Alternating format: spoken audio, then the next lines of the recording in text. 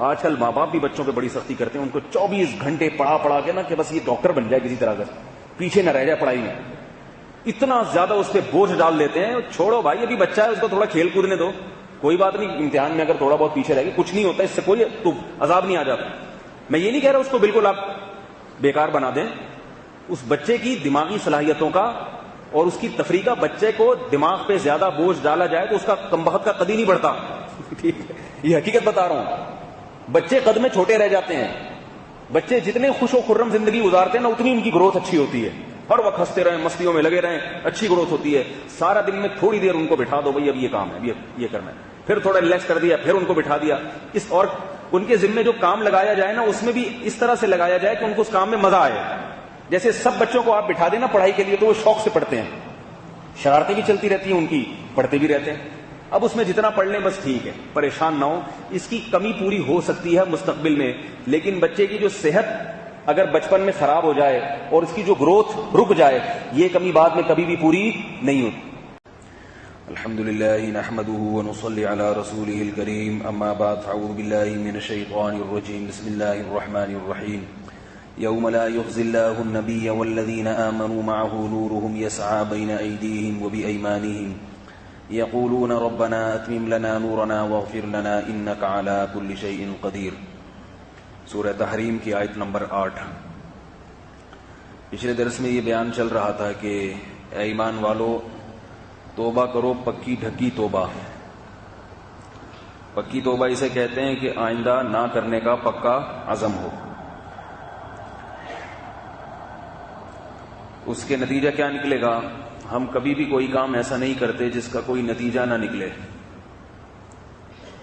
مشکل کام، اس کا اگر کوئی رزلٹ ہو تو وہ کام تو ہم کر لیتے ہیں. اگر کوئی کام مشکل ہے مگر اس کا رزلٹ کچھ بھی نہیں ہے تو پھر اس کام کو نہیں کیا جاتا. تو اللہ نے کام ہمارے ذمے کیا لگایا؟ توبہ. گناہوں سے توبہ ہوتی ہے. پچھلے درس میں نے بتایا تھا کون کون سے گناہ ہیں جو آج کل لوگ کرتے ہیں. جب ان سے توبہ ہوگی تو یہ توبہ آسان کام نہیں ہے. تو ظاہر ہے اتنا اچھا خاصا مشکل کام ہم کیوں کریں؟ اس پہ ہمیں کیا ملے گا؟ تو اللہ نے بتایا کہ تمہیں یہ ملے گا کہ اللہ تمہاری خطاؤں کو معاف کر دے گا، تمہیں آخرت کی رسوائی سے اور ذلت سے بچا لے گا. ذلت ایسی چیز ہے جب ہوتی ہے تو پتہ چلتا ہے انسان ذلت کیا ہوتی ہے. آخرت میں بہت سے لوگ چہرے ذلیل ہوں گے. اللہ فرماتے ہیں ہم تمہیں اس دن کی ذلت سے بچا لیں گے. اور کیا ہوگا کہ مومن اس وقت آگے آگے جا رہے ہوں گے اور اللہ سے دعا کر رہے ہوں گے کہ اللہ تو نے ہمیں جو نور اور روشنی دی ہے اس میں اور اضافہ کر دے. جتنی بھی نیکیاں ہیں یہ قیامت کے دن روشنی کی شکل میں آئیں گی. روشنی کی شکل میں ان کو اللہ کوئی شکل عطا فرمائیں گے. جیسے خواب ہے نا، خواب، اس میں جو دن بھر کی چیزیں ہوتی ہیں وہ خواب میں ہمیں مختلف شکلوں میں نظر آتی ہیں. مثال کے طور پر آپ دن بھر پریشان رہتے ہو، غمزدہ رہتے ہو، تو خواب میں آپ کو کیا آئے گا؟ سانپ اور بچھو، چھپکلیاں. ایک خاتون کا میسج آیا کہ مجھے چھپکلی سے بے انتہا ڈر لگتا ہے. تو خواب میں بھی مجھے چھپکلیاں ہی نظر آتی ہیں. تو دیکھو چونکہ چھپکلی سے ڈر بہت زیادہ لگتا ہے تو خواب میں کیا نظر آ رہا ہے؟ چھپکلی. تو خواب جو ہے نا یہ تابع ہوتا ہے، آپ کی جو جاگتی حالت ہے وہی خواب میں شکل بن کے آئے گی. اب اس کا یہ علاج نہیں ہے کہ خواب میں آپ چھپکلیوں کو بھگانے کی کوشش کریں، نہیں بھاگیں گی. ایک چھپکلی مارو گے 10 پیدا ہو جائیں گی. اس کا حل یہ ہے کہ دن میں آپ چھپکلیوں سے ڈرنا چھوڑ دیں، یا ڈرنا نہیں چھوڑ سکتے تو چھپکلیوں کو نہ دیکھیں. آپ گھر میں ایسا کوئی انتظام کریں کہ چھپکلی گھر میں داخل نہ ہو. جب کچھ دنوں تک چھپکلی نظر ہی نہیں آئے گی تو چھپکلی کا تصور دماغ سے خود بخود نکل جائے گا. کیا خیال ہے بھائی؟ تو اس سے کیا ہوگا کہ خواب میں چھپکلی آنا خود بخود ختم. تو جیسے خواب ہماری جاگتی حالت کے تابع ہوتا ہے، لوگ الٹا سمجھتے ہیں. لوگ کہتے ہیں جو خواب آیا ہے نا اگلا دن ایسا گزرے گا. وہ نہیں بھائی، پچھلا دن جیسا گزرا ہے اس کے حساب سے خواب آیا ہے. لوگ کیا کہتے ہیں، جیسا خواب آیا ہے آئندہ ایسا ہوگا. تو بھائی آئندہ ایسا کو چھوڑو، جیسا جاگتی حالت کو درست کر لو، پھر خواب بھی اچھے آنا شروع ہو جائیں گے. نہیں بھی آ رہے تو پریشان نہ ہو. میں بتاتا رہتا ہوں نا، خواب دو وجہ سے خراب آتے ہیں. ایک تو یہ کہ دن میں کوئی خراب حرکتیں ہوتی ہیں، اور ایک بہت بڑا دخل ہے پیٹ کی خرابی سے. خواب کا معدے سے بہت گہرا تعلق ہے. روحانی علاج والے آپ کو یہ کلیئر کٹ باتیں کبھی بھی نہیں کریں گے. کسی روحانی علاج والے کے پاس چلے جائیں، چاہے دیوبندی ہو، چاہے بریلوی ہو، چاہے اہل حدیث ہو، کوئی بھی ہو. جب آپ اس کے پاس جا کے کہیں گے نا کہ مجھے ایسا خواب آیا، ایسا آیا، وہ اس کی تعبیریں بتا کے لازمی بتائے گا تعبیر. حالانکہ خواب کا معدے سے بہت گہرا تعلق. معدے میں جب گیس ہوگی رات کو سوتے ہوئے، جیسا کہ آج کل 99% لوگ گیس کے مریض ہیں، پاک فضائیہ میں ہیں. وہ پاک فضائیہ میں، ٹھیک ہے. ہمارے مدرسے میں جو گیس کے مریضین تھے ان کے لیے الگ سے صفیں بنتی تھیں، کیونکہ ان کا وضو نہیں ٹھہرتا تھا. اور بعض دفعہ وہ پھر جو ہے نا وہ بہت مختصر نماز پڑھتے تھے. وہ تو ان کے بارے میں تھا بھئی یہ پاک فضائیہ کے لوگ ہیں، پاک فضائیہ میں. تو پیٹ میں جب گیس ہوتی ہے تو گردوں کی طرف اس کا دباؤ ہوتا ہے، اور رات کے وقت یہ گیس کہاں چڑھتی ہے؟ دماغ میں. کیونکہ ہم لیٹے ہوئے ہوتے ہیں نا تو سر بھی نیچے ہوتا ہے ہمارا. اور خواب کہاں سے آتے ہیں؟ دماغ سے، دماغ کی سوچ. تو اب خواب کی صورت مثالیہ ہے. آپ کا دماغ پریشان ہوتا ہے سوتے ہوئے میں، گیس چڑھ رہی ہے اس کی طرف، وہ پریشان ہے. تو وہ پریشانی دکھائے گا چھپکلیوں کی، سانپوں کی شکل میں دکھائے گا. یعنی جو پریشانی ہے نا وہ کسی صورت میں آتی ہے، شکل میں آتی ہے. اب اس کے یہ نہیں کہ تعبیریں پوچھو کہ کیا ہے، اس کا یہ کہ بھائی رات کو 2 گولی گرم پانی سے کارمینا کی کھا کے سو جاؤ، خود بہت اچھے خواب. قبض نہ چھوڑو. قبض ایک میڈیکل سائنس کی بات تھوڑی سی بتا دوں اگر آپ لوگ اجازت دیں، بہت مفید بات ہے تو اس کا بیان سے براہ راست تعلق نہیں ہے، طب سے تعلق ہے، لیکن چونکہ صحت کے حوالے سے بہت ہی مفید بات ہے تو میں پارسل کر دیتا ہوں. ڈاکٹر حکیم لوگ مختلف چیزیں بتاتے ہیں نا، قبض سے بچنے کے لیے یہ کھاؤ تو یہ نہیں کھاؤ تو یوں کرو تو ایسا نہیں کرو. بہت سارے نسخے ہیں، بہت ساری چیزیں. ان میں ایک سب سے آسان اور ایسا نسخہ جس میں آپ کو کوئی پرہیز بھی نہیں کرنا پڑے گا. پرہیز بڑا مشکل ہوتا ہے، یہ نہیں کھاؤ وہ کھاؤ. آدمی کا دل چاہتا ہے میں جائیدادیں کھا جاؤں لوگوں کی، اور اس کو پرہیز کروایا جا رہا ہے کہ یہ نہیں کھاؤ. ہماری فطرت ایسی بن چکی ہے کہ ہم وراثت نہیں چھوڑتے، وہ کھا جاتے ہیں. تو ہمیں یہ چیزیں کہاں سے ہم چھوڑ سکتے ہیں؟ تو ایک بہت آسان طریقہ جو سنت بھی ہے، نبی صلی اللہ علیہ وسلم کی عادت شریفہ بھی ہے، وہ یہ کہ جب بھی کھانا کھائیں نوالے کو اتنا چبائیں کہ وہ پانی بن جائے منہ کے اندر. سمجھ رہے ہو بات کو؟ اتنا چبائیں، عادت ڈالیں چبا کے کھانے کی.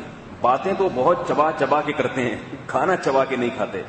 کھانے میں نا ہم ہوس کا شکار ہو جاتے ہیں، یہ حقیقت ہے لاشعوری طور. جب کھانا مزیدار سامنے ہوتا ہے بس جلدی جلدی نوالا منہ میں ڈالیں گے، 2-4 دفعہ اسے منہ میں گھمایا، نگل لیا. اس میں ایسی افراتفری ہوتی ہے کہ میں کھا جاؤں. اور ایک چیز ہم نے گوروں سے آئی ہے ہمارے اندر جو کہ غلط ہے. گوروں کی ایک عادت ہے کہ ہر کام کو جلدی جلدی کرتے ہیں. وہ آفس جا رہے ہوں گے، بھاگتے ہوئے جا رہے ہوں گے، کھانا کھا رہے ہوں گے، بس برگر چلتے چلتے کھا لیں گے، بھائی ٹائم ویسٹ ہو رہا ہے، آفس پہنچنا ہے. شریعت میں حکم یہ ہے کہ کھانا تسلی سے بیٹھ کے کھاؤ، تسلی سے، ادھر ادھر توجہ نہ دو. کھانے کے دوران اگر باتیں کرو تو ایسی باتیں جو آپ کے دماغ کو ریلیکس کریں. ایسی مسائل، فقہی مسائل پہ بحث یا کوئی ٹینشن والی باتیں، اس قسم کی باتیں کھانے پہ نہ کرو. ایسی ہلکی پھلکی باتیں جس سے دماغ کو تفریح ملے، وہ ٹھیک ہے. نبی صلی اللہ علیہ وسلم بہت تسلی سے کھانا کھایا کرتے تھے. ہم نے اپنے بزرگوں کو بھی دیکھا ہے، اکابر کو بھی. جب کھانے کا ٹائم ہے سارے کام کاج چھوڑ کے آرام سے آ کے بیٹھتے تھے، غم جیسے کوئی کام کی فکر ہے ہی. ہمارے حضرت مفتی رشید احمد صاحب رحمہ اللہ تعالیٰ فرماتے تھے کتنے مصروف تھے حضرت، 1 سیکنڈ نہیں تھا حضرت کے پاس، لیکن کھانے کے لیے ایسے اہتمام سے بیٹھتے تھے. فرماتے ہیں کہ جب کھانا، ابھی ہم دسترخوان پہ بیٹھے ہیں، ابھی کھانا آئے گا، تو میں کھانے کے انتظار کے بھی مزے لیتا تھا. نہیں آ رہی میرا خیال ہے بات؟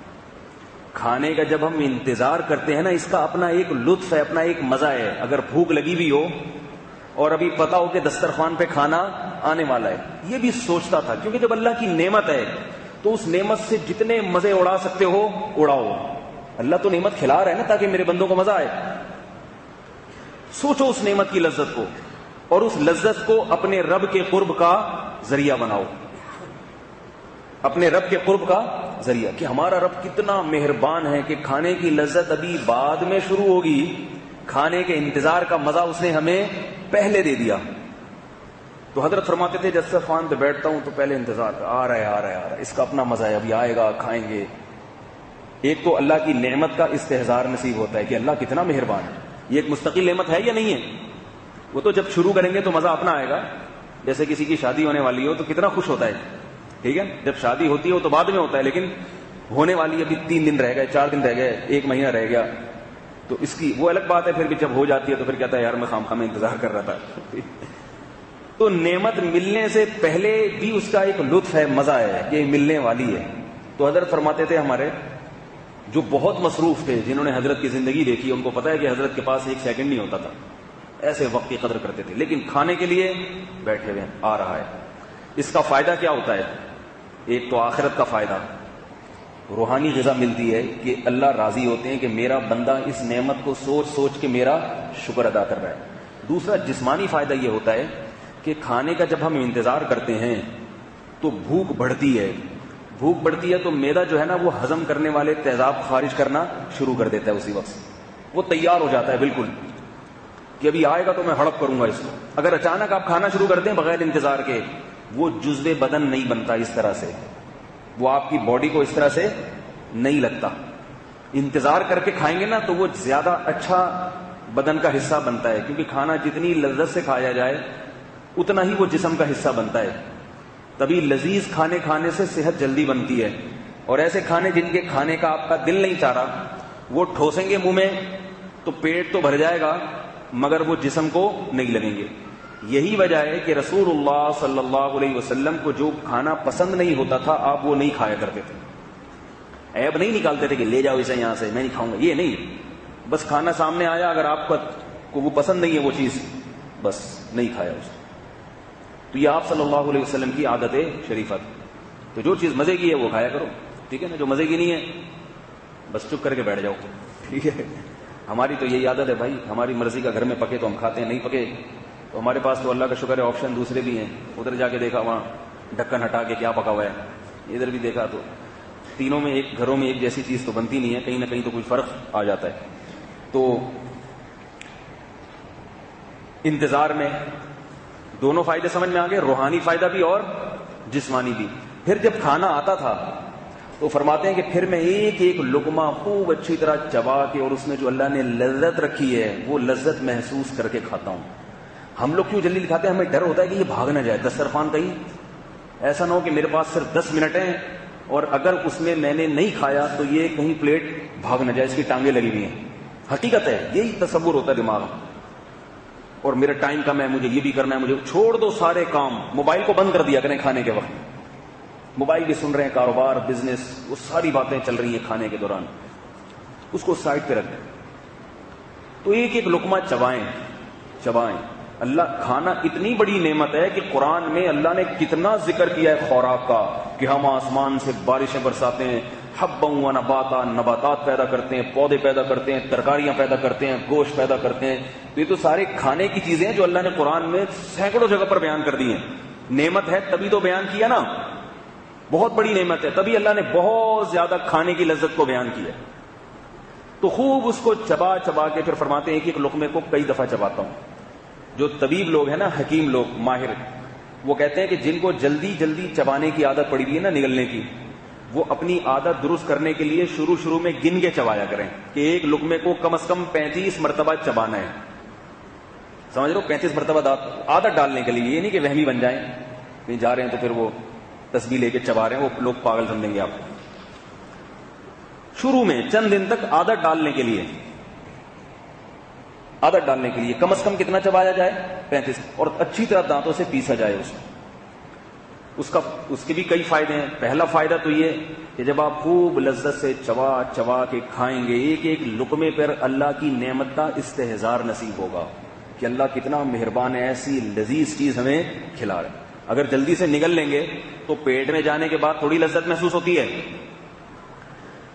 کاش آپ لوگ چبا کے کھاتے نا تو میری یہ باتیں سمجھ میں آ رہی ہوتی ہیں آج آپ کی. اگر پہلے سے عادت ہوتی نا بچپن سے چبا چبا کے کھانے کی تو پھر میری یہ باتیں آپ کی سمجھ میں آ رہی. اس میں دماغی صلاحیت کافی بڑھ چکی ہوتی ہے اس سے. تو خوب چبایا کریں, خوب چبایا کریں. اس کے ایک فائدہ میں نے بتایا, روحانی فائدہ کیا ہے؟ اللہ کی نعمت کا ایک ایک لقمے پہ اللہ کا شکر ادا کرنے کی توفیق ملے گی. ہم نے اپنے بزرگوں کو دیکھا ہے, کوئی بھی چیز کھاتے تھے کہتے تھے اللہ کی کیسی نعمت ہے, اللہ کھلا رہا ہے. جیسے شدید گرمی میں جب ٹھنڈا پانی پیتے ہیں, ایک ایک گھونٹ پہ اللہ یاد آتا ہے کہ نہیں آتا؟ کیسا اللہ یاد آتا ہے. اللہ تو یہ اس کے کروڑوں روپے بھی اگر تو ہم سے لیتا تو وہ بھی کم تھے. ایسی گرمی کی شدت میں ٹھنڈا پانی اتنا لذیذ لگتا ہے انسان کو کہ وہ کہتا ہے کہ یہ تو ہمیں فری میں مل رہا ہے نا, اس لیے قدر نہیں ہے. اگر فری میں نہ ملتا نا, اس کے پیسے ہوتے, ہم پیسے دے دے کے یہ پیتے پانی. تو ایک ایک نوالے کو جب چبائیں گے اللہ کی نعمت کا استحضار نصیب ہوگا. تو پہلا فائدہ کیا ہوگا؟ روحانی فائدہ, اللہ کا قرب ملے گا. دوسرا فائدہ یہ ہوتا ہے کہ آپ 4 روٹیاں کھا لو, زیادہ نہ چباؤ, اور ایک روٹی آپ بہت اچھی طرح چبا کے کھا لو. وہ ایک روٹی ان 4 پر بھاری ہے. وجہ اس کی یہ کہ ہم جب چباتے ہیں نا تو ہمارے لعاب جو خارج ہوتا ہے, یہ لعاب اس خوراک کو جزو بدن بناتا ہے. جزو بدن سمجھتے ہیں؟ تھوڑی گاڑی اردو ہے, یعنی باڈی کا حصہ بناتا ہے, اس کو باڈی کا حصہ بناتا ہے.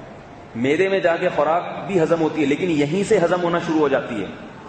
اور جو لکوڈ شکل میں جو چیز ہمارے معدے میں جاتی ہے وہ جلدی ہضم ہوتی ہے. تو جب آپ دیکھو پان کی پیک, پان اتنا سا ہوتا ہے مگر پیک کتنی بڑی ہوتی ہے اس کی. پان کھانے والا آدمی جب تھوکتا ہے تو آدمی کہتا ہے 10 روپے میں اتنا بڑا تھوک کہاں سے آیا بھائی تیرے پاس؟ 10 روپے میں اتنا بڑا پان کہاں سے مل گیا؟ تو وہ کیا کہتے ہیں, پان اتنا سا تھا مگر منہ میں رکھنے کے بعد کیا ہو گیا, اتنا بڑا ہو گیا. تو وہ کہاں سے آئی ہے؟ وہ جو ایسڈز ہوتے ہیں نا, جو لعاب ہوتا ہے, جو خارج ہوتا ہے, اس نے بڑھا بڑھا کے اس کو اتنا کر دیا. وہ لعاب وہ کیا کرتا ہے کہ وہ لیس کا کام دیتا ہے, لیس کا. پانی اگر ڈالیں گے تو وہ فائدہ نہیں ہوگا. تھوک اللہ نے رکھا ہے, وہ لیس کا کام دیتا ہے. جب وہ لیس کے ساتھ جسم میں آپ کے خوراک جاتی ہے, آپ کے معدے میں جاتی ہے, تو وہ کیا ہو جاتی ہے کہ معدے کا کام بہت آسان. معدے کو پہلے سے چبی چبائی چیز مل گئی ہے. ایک تو اس میں لعاب شامل ہو گیا, اس کا اپنا فائدہ, پھر چبی چبائی بھی چیز مل گئی, تو معدے کو ہضم کرنے میں آسانی. تو وہ ساری خوراک ٹھا کر کے جسم میں لگتی ہے, خون بنتا ہے اس سے. اور سب سے بڑا فائدہ چبا کے کھانے کا یہ کہ توند نہیں نکلتی. آپ نے بہت سے لوگوں نے جائیدادیں کھائی ہوئی ہیں بغیر چبائے, ٹھیک ہے, اگر وہ چبا کے کھاتے ہیں تو حرام بھی اگر چبا کے کھاؤ گے نا توند نہیں نکلے گی اس سے, ورنہ حرام سے توند نکلنے کا اندیشہ زیادہ ہوتا ہے. تو خوب چبا کے کھانے کا ایک بڑا فائدہ کیا ہے؟ توند نہیں نکلے گی, کیونکہ وہ ادھر ادھر فاضل چربی بنتی نہیں ہے, سارا جسم میں باڈی کا حصہ بن جاتی ہے وہ. یہ بہت بڑا فائدہ ہے. اور تیسرا اس میں ایک فائدہ یہ بھی ہوتا ہے کہ جب ہم بہت اچھی طرح چباتے ہیں تو میدا جو ہے نا, جیسے پہلے کھانے کے انتظار میں تڑپ رہا تھا وہ کہ بھائی دو, تو چباتے ہیں تو میدا اور تڑپتا ہے, نگلنے کا جو ہمارا دل کرتا ہے نا, یہ تو میدا اس کو کھینچنے کی کوشش کرتا ہے. ہم جب اس کو اور چبا لیتے ہیں اچھی طرح, میدے میں اس کو ہضم کرنے کی صلاحیت اور زیادہ بڑھ جاتی ہے. بالکل تیار بیٹھا ہے, جیسے کوئی پھڈے کے لیے تیار ہو تو بھائی کہ بھائی ابھی ماروں گا, تو جتنا وہ تیار ہوگا, جوش آئے گا اس میں, اتنی زیادہ فائٹ کیسی ہوگی, اچھی فائٹ ہوگی. اور اچانک حملہ ہو جائے تو پریشان ہو جاتا ہے. ہمارے حملے اچانک ہو رہے ہیں. ہم جو لقمہ کھاتے ہیں نا, اچانک پیٹ میں جاتا ہے, پیٹ حیران ہوتا ہے ابھی تو کوئی پروگرام نہیں تھا, یہ اچانک سے کیا آ گیا ہے, اتنا بڑا پراٹھا آ گیا ہے, یہ کیا ہے. وہ پھر توند بھی نکلتی ہے اور درجنوں قسم کی بیماریاں پیدا ہوتی ہیں. تو یہ بھی فائدہ ہوتا ہے کہ بہت اچھی طرح ہضم ہو جاتا ہے اس وجہ سے. تو ہمارے حضرت فرماتے ہیں کہ پہلے انتظار کے مزے لیتا ہوں, پھر جب کھاتا ہوں تو ایک ایک لقمے کو چباتا ہوں, اللہ کی نعمت سوچتا ہوں. تیسرا پروسیس کیا, پھر جب وہ معدے میں اترتا ہے تو جو معدہ خالی ہونے کی وجہ سے تکلیف ہو رہی تھی, تھوڑی دیر میں کیا ہو جاتا ہے, معدہ بھر جاتا ہے. اس کی اپنی راحت ہوتی ہے, پیٹ کو آرام آتا ہے نا. اس کی پیٹ کو جب بھریں گے آپ تو آرام ملتا ہے, اس کو سکون ملتا ہے. وہی ورنہ وہ خالی جو ہے نا, وہ معدہ آپس میں اس کی دیواریں ایک دوسرے کو کھانا شروع کر دیتی ہیں. فرمایا یہ تیسری لذت ہے جو میں سوچتا ہوں کھانا کھانے کے بعد کہ معدہ بھر گیا, الحمدللہ الذی اطعمنا وسقانا وجعلنا مسلمین. اور چوتھا فائدہ فرمایا میں سوچتا ہوں کہ اب اس سے جسم میں جو طاقت اور توانائی حاصل ہوگی وہ بھی تو اللہ کی بہت بڑی نعمت ہے. فائدے ہی فائدے ہیں, اس سے توانائی حاصل ہوگی, چلیں گے پھریں گے, بھاگیں گے, دوڑیں گے, کام کریں گے. اگر یہ نہ ملتا تو ایک تو کھانے کے انتظار کی لذت سے محروم ہو جاتے, نمبر 2 کھانا چبانے میں جو مزہ ہے اس لذت سے محروم, نمبر 3 بھوک کی تکلیف میں رہتے، نمبر 4 کمزوری رہتی، نہ چل سکتے نہ پھر سکتے. رمضان میں دیکھو نا عصر کے بعد کیا حالت ہوتی ہے، غصہ اتنا آ رہا ہوتا ہے، ہر ایک کو مارنے کا دل چاہ رہا ہوتا ہے انسان کا، ایسی حالت خراب ہو جاتی ہے اس کی. تو یہ 4 نعمتیں فرماتے ہیں. میں کھانے کے بارے میں سوچتا ہوں اور پھر اللہ سے دعا کرتا ہوں کہ اے اللہ یہ جو تو نے ہمیں نعمتیں دی ہیں یہ ساری اپنی مرضی کے کاموں میں استعمال کروا لے. ایسا نہ ہو اس سے جو توانائی آئے وہ ہم کہاں خرچ کریں؟ اللہ کی نافرمانی میں. کھلا اللہ رہا ہے، پلا اللہ رہا ہے، اور خرچ کدھر ہو رہی ہے ساری؟ اللہ کی بغاوت میں اور اللہ کی نافرمانی میں. یہ تو بڑی ناشکری کی بات. تو یہ جو ہے نا اس طرح چبا کے کھانا، اس کے بڑے فائدے ہیں. ایک آخری بات بتا کے میں آگے چلتا ہوں تاکہ آپ کو یہ موضوع مکمل ہو جائے. چبا کے کھانے میں میں نے جیسے بتایا کہ 1 روٹی کس کے برابر ہے؟ 4 روٹیوں کے برابر. اور یہ صرف طاقت اور توانائی میں نہیں بلکہ حقیقت میں بھی. آپ اگر 3-4 روٹیاں کھانے کے عادی ہو، 1 روٹی آپ اس طرح سے چبا کے کھاؤ، آپ کا پیٹ جلدی بھر جائے گا. سمجھ رہے ہو؟ آپ کا پیٹ جلدی بھر جائے گا. تو اس کا فائدہ کیا ہوگا کہ معدے پہ بوجھ کم آئے گا اور انرجی اس سے آپ کو پوری ملے گی. بعض لوگ یہ کہتے ہیں کہ یہ روٹی کو تو چبانے کا ہے، چاول وغیرہ کو چبانے کی ضرورت نہیں ہے. ایسے مکھنچو بھی دنیا میں موجود ہیں. ایک صاحب آئے اپنی بخراتی جھاڑنے لگے، کہنے لگے چاول ڈاکٹر کہتے ہیں کہ اتنی نرم چیز ہے کہ اس کو اگر چبائے بغیر بھی کھا جاؤ تو صحیح ہے. یہ غلط ہے. انہوں نے یہ قیاس اس لیے کیا کہ بھئی چاول تو نرم ہوتا ہے، وہ پیٹ میں جائے گا، وہ تو خود ہی حلوے کی طرح. یہ غلط اس لیے ہے کہ چبانے کا عمل صرف اس لیے نہیں ہوتا کہ چیز نرم ہو جائے. چبانے کا عمل اس لیے ہوتا ہے کہ اس میں لعاب کثرت سے شامل ہو جائے اور وہ کھانے کو جزو بدن بنانے میں مددگار بن جائے. سمجھ رہے ہو؟ تو چاول کا لقمہ بھی خوب اچھی طرح چبا کے اس کو پانی بنا دیا کریں، پھر نکلا کریں. تو چاول کے بارے میں بھی اطباء کہتے ہیں کہ 1 پلیٹ چاول آپ میں ٹھیک ٹھاک قسم کی انرجی پیدا کر دے گا. نہیں آ رہی تو جیسے کھا رہے ہیں پھر ویسے ہی کھاتے رہیں. صحیح ہے؟ چبانے کے کتنے فائدے ہیں. دیکھو یہ جو پھلوں کا جوس ہم پیتے ہیں، آپ کسی بھی ڈاکٹر سے پوچھ لیں، وہ کہے گا پھل کھا لو، یہ زیادہ بہتر ہے بنسبت جوس پینے. حالانکہ جوس میں انرجی زیادہ ہے. بھائی پھل میں تو فائبر زیادہ ہوگا نا، اس میں اتنی انرجی تھوڑی ہوتی ہے. جوس تو پورا آپ نے اس کا خلاصہ نکال لیا. اس کے باوجود پھل کھانے سے جان زیادہ بنتی ہے بنسبت جوس پینے. سیب کا آپ جوس نکال کے پی جائیں، اس میں آئرن زیادہ ہے. کیونکہ سیب کا جب آپ جوس نکالیں گے نا، 4-5 سیبوں کا جوس نکال کے ایک گلاس آئے گا تو اس میں 4-5 سیبوں کا آئرن آ جائے گا. لیکن اگر ویسے چبا کے کھائیں گے تو 1 سیب کھا سکتے ہیں، دوسرا کھانے کی آپ میں ہمت ہی نہیں ہوگی. تو عقلی لحاظ سے دیکھا جائے تو جوس میں زیادہ طاقت ہے کیونکہ اس میں 4 سیبوں کا عرق آ گیا. لیکن کسی اچھے ڈاکٹر سے پوچھیں، وہ کہے گا سیب چبا کے کھا لو، یہ زیادہ بہتر ہے. وجہ اس کی ہے کہ 4 گلاس جوس آپ پی لو گے نا، اس میں جو آئرن ہے وہ چونکہ بغیر چبائے کھا رہے ہو، پی رہے ہو، وہ آئرن جزو بدن نہیں بنتا، وہ پیشاب بن کے نکل جاتا ہے، تھوڑا سا جسم کو لگتا ہے. اور جب سیب کو آپ صبح صبح نہار منہ خوب اچھی طرح چبا کے کھاؤ گے تو اس میں تھوڑا سا بھی آئرن ہوگا، وہ پورا آئرن آپ کے جسم میں ٹھا کر کے لگے گا. یہاں تک آ گئی؟ ٹھیک ہے. ویسے بھی ایک نیچرل پروسیس ہے نا. یہ جو ہم چنے کھاتے ہیں نا، بھنے ہوئے چنے، اس چنے کا پاؤڈر بنتا ہے تو بیسن بنتا ہے، بیسن کے حلوے بھی بنتے ہیں، بیسن کی روٹی بھی بنتی ہے. بہت اچھی بات ہے. بیسن میں بہت اللہ نے فولاد رکھی ہے، بہت طاقت کی چیز ہے. شوگر کے لیے بہت اچھا ہے بیسن. جو لوگ زیادہ کھاتے ہیں ان کو شوگر کی بیماری نہیں ہوتی. لیکن کسی اچھے حکیم سے پوچھیں، وہ کہے بیسن کی روٹی یا حلوہ یا پکوڑوں کے بجائے سب سے بہتر ہے بھنے ہوئے چنے چبا کے کھا لو. کیونکہ جب چبانے کے پروسیس سے وہ گزرے گا تو وہ جسم میں کیسے لگے گا بھائی؟ ٹھا کر کے لگے گا، یعنی ٹھا کر کے چپک جائے گا آپ کے جسم سے جائے. تو اس لیے کہہ رہا ہوں آج کل صحتیں بہت زیادہ برباد ہو گئی ہیں، بہت زیادہ. اور یہ یاد رکھو کہ بیمار ہونے کے بعد علاج کرنا یہ حماقت اور بیوقوفی ہے. عقل مند وہ ہے جو اپنے آپ کو بیمار ہونے سے بچا لے. باقی اللہ نے قسمت میں کچھ لکھا ہو تو اللہ کی تقدیر سے تو کوئی لڑ نہیں سکتا. بڑے بڑے اچھے حکیم ہوتے ہیں، لوگوں کو مشورے دے رہے ہوتے ہیں، لیکن خود ہی بیمار پڑے ہوئے ہوتے ہیں. وہ تو پھر اللہ کی، اپنے ہاتھوں سے اپنے آپ کو ہلاکت میں نہ ڈالو، یہ اللہ کا ارشاد ہے. لا تہلکوا انفسکم، ایمان والو اپنے آپ کو خود ہلاکت میں نہ ڈالو. سگریٹیں پھونک پھونک کے، الٹی سیدھی چیزیں کھا کھا کے، چنگم چباتے ہیں. دیکھو جب یہ چنگم چباتے ہیں نا، چنگم تو ہم خالی چبا رہے ہیں. اس کا نقصان پتہ ہے کیا ہوتا ہے؟ جب بھی ہم کوئی چیز چباتے ہیں تو معدہ فوراً تیار ہو جاتا ہے، ایک تیزاب پھینکتا ہے اس کو ہضم کرنے کے لیے. اب چنگم صرف چبائی جا رہی ہے، اس کو نگلا نہیں جا رہا. اور وہ نگلنے کی چیز ہے بھی نہیں، کہیں نگلنا شروع کر دیں آپ لوگ. وہ میدا اپنا کام کر رہا ہوتا ہے, وہ تیزاب ایسڈ جو ہے نا گلانے والے وہ پھینک رہا ہوتا ہے, اور آپ چنگم جگالی کی طرح چبا چبا کے پھینک دیتے ہو. اس کا نتیجہ کیا نکلتا ہے کہ میدا جب اس کو کچھ بھی نہیں جاتا تو وہ پھر اس کی تیزابیت میدے کی خالی دیواروں کو خراب کرتی ہے. بھئی ایک پروسیس رکھا ہے نا قدرت نے کہ جب چباؤ گے تو پھر تیزاب آئے گا, پھر جب لقمہ نگلو گے تو وہ تیزاب اس لقمے کو گلائے گا. اب آپ صرف چبا رہے ہیں تو میدا پریشان ہوتا ہے کہ یہ نگل کیوں نہیں رہا. نگلا کچھ بھی نہیں, آپ نے چینگم چبا کے پھینک دی تو میدے میں پھر گیس پیدا ہوتی ہے, تیزابیت پیدا ہوتی ہے. چینگم کھانے والے کا میدا کبھی بھی صحیح نہیں رہتا. اور میں نے ایسے احمقوں بھی دیکھا ہے جو باڈی بلڈنگ کرتے ہوئے چینگم چبا رہے ہوتے ہیں, یعنی ایکسرسائز کر رہے ہیں اور چینگم چبا چبا کے ایکسرسائز کر رہے ہیں. اللہ کے بندو تم تو اپنا بیڑا غرق کر رہے ہو. تو یہ جو ہے نا اپنی صحت کی حفاظت کرنا, یہ بھی اللہ اس کے رسول صلی اللہ علیہ وسلم کا حکم ہے. تو چبا کے کھانے سے تھوڑا کھائیں گے اور پیٹ بھر جائے گا اور ٹائم زیادہ لگے گا, اس لیے مزہ اتنا ہی آئے گا. ایک آخری بات کر دیتا ہوں کہ یہ جو جن کو کھانے کے لیے ٹائم نہیں ملتا نا, کہ وہ کہتے ہیں ہمارے پاس ٹائم نہیں, آفس ٹائم اور یوں ہے, ابھی ہم نے جلدی کھا کے نکلنا ہے میں نے. ان سے بولو کہ تم یہ جو آفس جاتے ہو کماتے ہو کس لیے کماتے ہو؟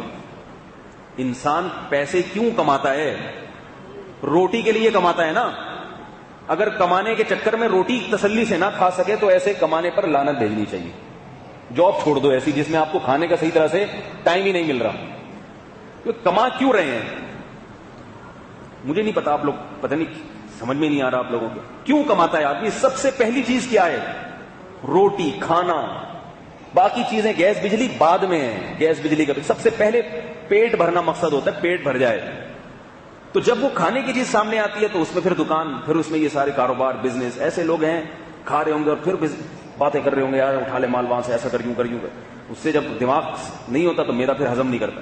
میں اکثر ایک واقعہ بتاتا ہوں کہ میری بائک خراب تھی, موٹر سائیکل, تو میں ایک میکینک کے پاس گیا. وہ کھانا کھا رہا تھا. میں نے اس سے کہا مجھے ذرا جلدی ہے, تھوڑا سا کام ہے, دیکھ لو. اس نے کہا آپ کسی اور کے پاس لے جاؤ اگر جلدی ہے, ہم کھانے کے بعد ہی دیکھیں گے. میں نے کہا بہت جلدی ہے یار. کہہ رہے تو آپ کو کہہ رہے ہیں نا وہاں لے جاؤ, ادھر لے جاؤ. حالانکہ اس کی اچھی خاصی دہاڑی ماری جا رہی تھی, یعنی وہ کام تو چھوٹا تھا مگر مجھے پتا تھا کہ اس میں جو پارٹ لگے گا اس میں اچھے خاصے اس کے پیسے بن جائیں گے.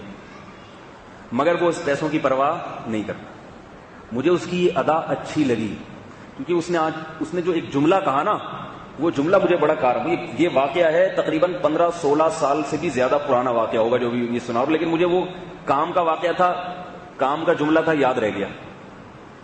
تو میں نے اس سے کہا یار میں اتنی دور سے آیا ہوں. اس نے کہا مولوی صاحب ہم جو کام کر رہے ہیں نا یہاں دکان میں, اسی روٹی کے لیے تو کر رہے ہیں جو روٹی سامنے رکھی ہوئی تھی. کام کے چکر میں روٹی اگر چھوڑ دیں تو پھر فائدہ کیا؟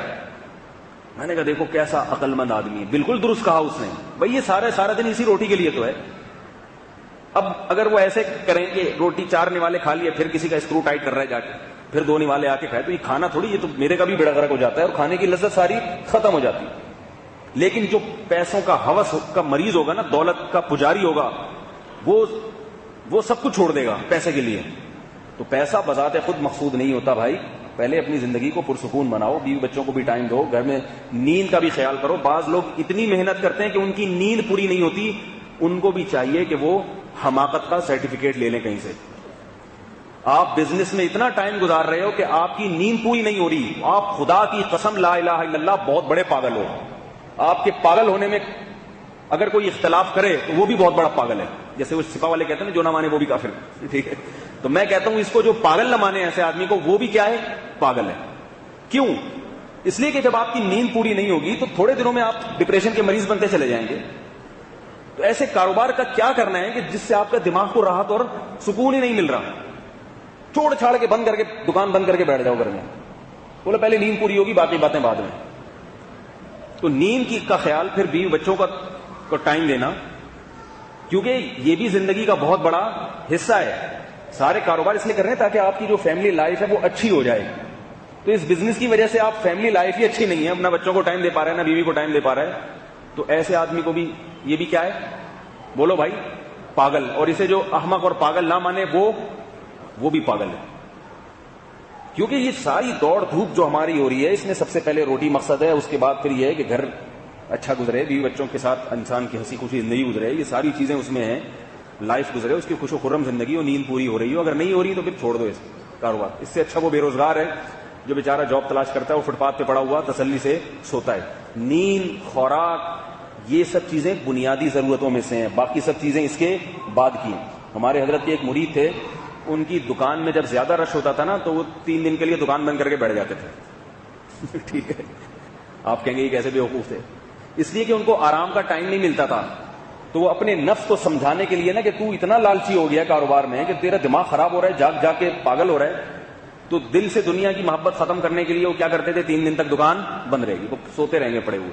لوگ تو انہیں کہیں گے سو تو، مگر یہ ان لوگوں سے پھر بھی بہرحال بہتر ہے جن کو سونے کا ٹائم نہیں مل رہا. میں نے خود اپنی زندگی میں لوگوں کو مرتے ہوئے دیکھا ہے. ہمارے محلے میں ایک صاحب تھے، بہت ہٹے کٹے جوان، اتنی اچھی صحت تھی کہ لوگ اس کی صحت کی مثالیں دیا کرتے تھے بھی پٹھان ویسے ہی صحت مند ہوتے ہیں. لیکن وہ جناب کیا کرتے تھے، پیسے کمانے میں نا دن رات اتنے مصروف تھے کہ ان کو سونے کا ٹائم نہیں ملتا تھا. تو کیا ہوا، اچانک بیٹھے بیٹھے ایک دن اٹیک ہوا، دھڑام سے گر گئے زمین. عمر ہوگی میرا خیال ہے ان کی 44 یا 45 سال. ہارٹ اٹیک ہوا ان کو. کیونکہ جب آپ نیند نہیں کرتے تو دماغ کے بعد سب سے بڑا اثر کہاں پڑتا ہے، دل پہ. دل خراب ہونا شروع ہو جاتا. دھڑام سے اٹیک ہوا، ہاسپٹل میں ایڈمٹ ہوئے. ڈاکٹروں نے کہا بھائی موت کے منہ سے نکل کے آیا یہ بندہ، موت کے منہ سے نکلا ہے. خیر آپریشن ہو گیا، ٹھیک ٹھاک ہو گئے. 15 دن بعد میں ان سے ملاقات کے لیے گیا، بیٹھے ہوئے کہہ رہے اللہ کا فضل ہو گیا، اللہ نے بچا لیا. لوگ ان سے کہہ رہے یار تھوڑا اپنے آرام کا بھی خیال کیا کرو. کہہ رہے ہاں انشاءاللہ اب تو اللہ نے نصیحت، اب تو ویسے بھی نہیں چل پھر سکتے، آپریشن ہو گیا.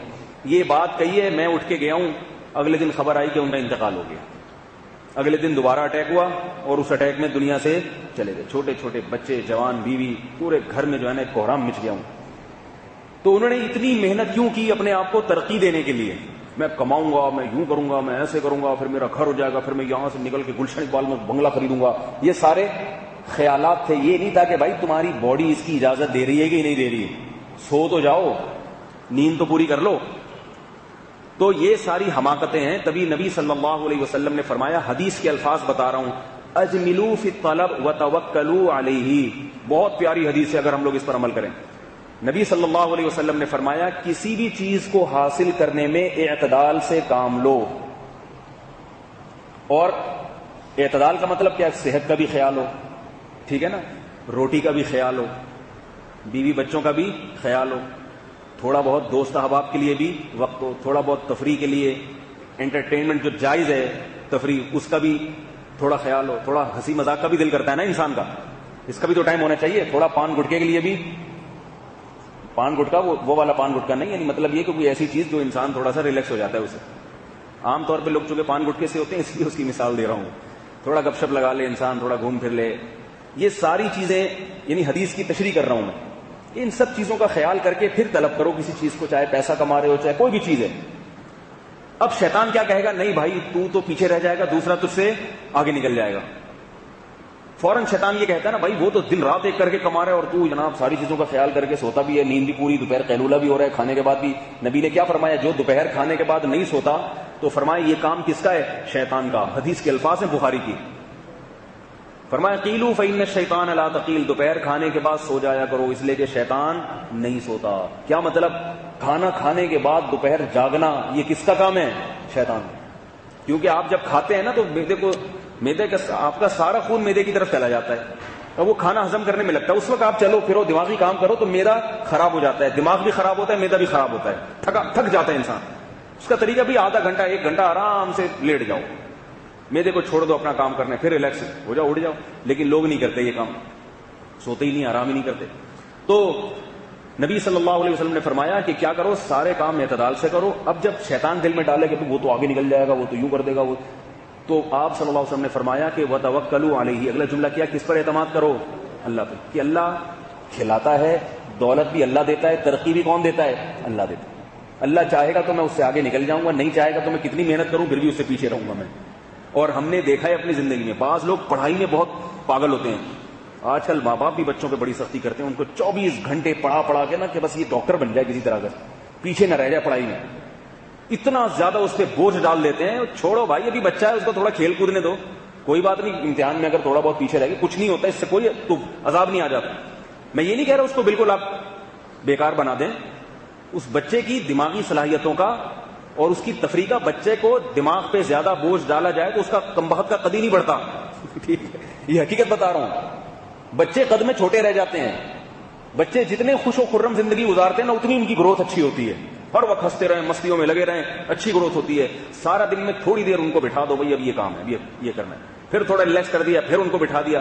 اور ان کے ذمے جو کام لگایا جائے نا اس میں بھی اس طرح سے لگایا جائے کہ ان کو اس کام میں مزہ آئے. جیسے سب بچوں کو آپ بٹھا دیں نا پڑھائی کے لیے تو وہ شوق سے پڑھتے ہیں, شرارتیں بھی چلتی رہتی ہیں ان کی, پڑھتے بھی رہتے ہیں. اب اس میں جتنا پڑھ لیں بس ٹھیک ہے, پریشان نہ ہو. اس کی کمی پوری ہو سکتی ہے مستقبل میں, لیکن بچے کی جو صحت اگر بچپن میں خراب ہو جائے اور اس کی جو گروتھ رک جائے, یہ کمی بعد میں کبھی بھی پوری نہیں ہوتی. ایک آدمی کے بچے بہت چھوٹے چھوٹے تھے نا, وہ چھوٹے رہ گئے اسی وجہ سے, ٹینشن کی وجہ سے.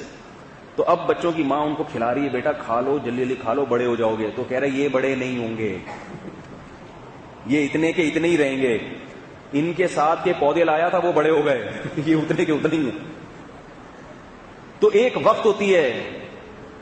آپ اکثر دیکھیں جو بچے بچپن میں اچھل کود ادھم بازی شرارتیں کرتے ہیں, بڑے ہو کر وہی تعمیری کام زیادہ کرتے ہیں اکثر. یہ ایڈیسن جو ہے نا, جو وہ گزرا ہے بہت بڑا سائنسدان, اس کو اسکول سے نکال دیا تھا کہ یہ پڑھتا نہیں تھا. اگر یہ اسکول میں پڑھتا رہتا سائنسدان بنتا. وہی ایک ڈگر پہ چلتا, انٹر کرنا ہے, پھر بی ایس سی کرنا ہے, پھر پی ایچ ڈی کرنا ہے, پھر کہیں جا کے جاب تلاش کرنی ہے یا ایم بی اے کرنا ہے. وہ اسی ڈگریاں لگا کے وہی نیچ سوچ کر کہ میں ملازم بن جاؤں, بس جو تعمیری سوچ ہے وہ پیدا نہ ہوتی. اس کو اسکول سے نکال دیا, اس لیے ہر وقت دیکھتا رہتا تھا یہ کیا ہو رہا ہے, ٹھیک ہے نا, یہ کیا ہو رہا ہے, یہ بجلی کیوں چمکی ہے. ایسے ریسرچ کرتے کرتے کتنا بڑا سائنسدان بن گیا. اکثر سائنسدان ایسے ہیں, اکثر سائنسدان جو پڑھائی میں یعنی اسکول میں شرارتیں. اگر جو لوگ مجھے کچھ سمجھتے ہیں, بعض لوگوں کا میرے بارے میں خیال ہے کہ بہت بڑے ترم خانے, میں تو نہیں ہوں, لیکن بعض لوگوں کا خیال ہے, جن کا یہ خیال ہے ان کے لیے بتا رہا ہوں کہ مجھے بعض لوگ سمجھتے ہیں بڑا ذہین ہے یا بہت تیز ہے, یہ بہت جو ہے نا کلاکار ہے. تو میں اسکول کی لائف میں اتنا بڑا شرارتی تھا کہ میں بیان نہیں کر سکتا. اگر میں آپ کو اپنے اسکول کی شرارتیں بیان کرنا شروع کر دوں, آپ لوگ بولے کہ ہمیں ایسے آدمی کا بیان ہی نہیں سن رہے. اسکول کے ٹلے ہمارے مشہور ہیں, خاندانی ٹلے. اسکول میں دل ہی نہیں لگتا تھا, جا کے بیٹھتے تھے, ٹیچر دیکھا آ رہے, کھڑکی سے چھلانگ ماری, کھڑکی سے چھلانگ ماری, ادھر سے نکلے, کبھی یوں ڈانٹ دیا استاذ کو. یہاں کالج میں جب ہم گئے ہیں تو ہمارے کالج کی ٹائمنگ تھی صبح 9 بجے, ایس ایم سائنس کالج. پہنچتے تھے 11 بجے. جتنے گولے گنڈے والے راستے میں آ رہے ہیں سب سے تھوڑا تھوڑا ٹچ کرتے ہوئے جانا, اور خربوزے والے, تربوز والے, تھوڑا بہت جیب خرچی ملتی تھی. پھر واپسی پہ جلدی نکل آئے نا کہ یار بہت زیادہ پڑھائی سے نا دماغ میں تھوڑا سا ڈپریشن ہے. ایسے شرارتیں کرتے کرتے بڑے ہو گئے. پھڈے بازیاں بھی ہوتی تھی اسکول جاتے ہوئے, اتنے پھڈے ہوتے تھے. ہماری سب سے بڑی شرارت یہ ہوتی تھی اسکول جاتے ہوئے ایک دوسرے کے شوز اتارنا. جب وہ جا رہا ہے نا لڑکا, اس کے پیچھے شوز پہ پاؤں رکھا, وہ بیچارے کا جوتا اتر جاتا تھا. ہے بھائی, گھر والے سمجھ رہے ہیں اعلیٰ تعلیم کے لیے ہمارا بچہ جا رہا ہے مستقبل میں, اور وہ پھر بدلے میں ہمارے شوز اتارتا تھا. پھر لڑائی جھگڑے, پھر اڑنگیاں دے رہے ہیں دوسرے کو چلتے چلتے. یہی زندگی تھی, یہی بچے کے لیے یہی اچھی لگتی ہیں. جان کر نہ سکھائیں اس کو یہ چیزیں, اس کو پڑھائی لکھائی میں دل لگائیں, مگر ان چیزوں سے زیادہ پریشان نہ ہوں. تو جاتے تھے وہاں بھی مستیاں, پھر باتیں اور گپ شپ. ہاں احترام تھا ٹیچروں کا, کبھی بدتمیزی نہیں کی اپنے بڑوں کے ساتھ, کبھی ان کے ساتھ بد اخلاقی نہیں کی. جہاں بھی کوئی استاذ ملا جھک گئے اس کے سامنے, یہ ہمارا استاذ, یہ ہمارے ٹیچر ہیں. یہ ادب تمیز یہ تو بہت ہی زیادہ ضروری ہے. تو مجھے کہتے تھے کہ یہ تو کچھ میرے بھائی کہتے تھے اور ہمارے رشتے دار کہتے تھے کہ خاندان میں سب سے نالائق ترین آدمی. اب میرے بھائی خود گوگل پہ سرچ کرتے ہیں تو سب سے پہلے میرا نام آتا, کہتے ہیں یار یہ عجیب آدمی, عجیب آدمی. اپنے رشتے داروں کے فون آتے ہیں کہ بھائی وہ بندہ آیا تھا, کہہ رہا تھا حضرت مولانا سے جو ہے نا وقت دلوا دیں. کہہ رہے وہ حضرت مولانا کون, کہہ رہے وہ کون بھائی. ان کو یقین نہیں آتا کہ ہمارے بھانجے کی بات کر رہے ہیں, ٹھیک ہے نا. تو میری تو کوئی اوقات نہیں ہے. جن لوگوں کی نظر میں جو کچھ سمجھتے ہیں بے وقوفی کی بنا پر, حماقت کی بنا پر مجھے کچھ سمجھتے ہیں, ان کے لیے میں یہ بات بتا رہا ہوں کہ ہم پریشان نہیں ہوئے, نہ ہمارے والدین ڈپریشن کے مریض بنے. انہوں نے بولا بھائی ہمارا ذمہ داری ہے بچے کو پڑھائی لکھائی میں لگانا. اب نہیں اس کے دل شرارتوں میں لگ رہا ہے تو کیا کریں بھائی, نہیں لگ رہا. تو ابا بھی کوئی زیادہ پریشان نہیں ہوتے تھے, بس یہ دعا کرتے تھے, نماز پہ بڑی سختی کرتے تھے, دیندار بن جائے, بس ابا کو اس کی فکر ہوتی تھی. کوئی بات نہیں, اتنا مسئلہ نہیں ہے. نماز میں وہ فجر میں نہ اٹھو تو پورا گھر الٹ دیتے تھے, وہ ایسی سختی کرتے تھے. سو رہے ہو حرام خورو, کھاتے ہو روٹیاں دبا کے میرے, اور پڑے ہوئے نماز نہیں پڑھتے گھر میں. تو نماز کی بڑی فکر رہتی تھی ان کو. دنیا کی تھی بہت زیادہ نہیں تھی ان کو, دنیا کی بھی تھی مگر بہت زیادہ نہیں. تو دنیا بھی اللہ نے دے دی, ٹوٹا پھوٹا دین تو جیسا والد صاحب چاہتے تھے ویسا نہیں ہے, بس اللہ کرے تھوڑا بہت حلیہ تو اللہ نے دینداروں کا دے دیا نا. تو زیادہ ٹینشن نہ لیا کرو. نبی صلی اللہ علیہ وسلم نے فرمایا اجملوا فی الطلب, کسی بھی چیز کو طلب کرنے میں اعتدال, میانہ روی. نتیجہ کس کے ہاتھ میں ہے؟ اللہ کے ہاتھ. اسی اعتدال سے محنت کرو گے اللہ چاہے گا. اور صحت میں بھی اعتدال سے محنت ہے, صحت کی جو ہم بتاتے ہیں نا صحت, اس میں بھی اعتدال سے. تو کہتے ہیں بد پرہیزیاں نہ کرو, الٹی چیزیں نہ کھاؤ, اس سے نقصان ہوتا ہے. تو جو اللہ اس کے رسول صلی اللہ علیہ وسلم نے قرآن میں جن چیزوں کا تذکرہ کیا, انگور ہے, انار ہے, گٹکے کا کہیں تذکرہ آیا قرآن میں, سگریٹ کا کہیں تذکرہ ہے, تو جو اللہ نے اتنی پیاری پیاری نعمتیں پیدا کی ہیں ان کو کھاؤ بھائی, تو اس سے صحت بھی اچھی ہوگی. انجیر کا قرآن میں ذکر ہے, انجیر لوگ کھاتے ہی نہیں ہیں.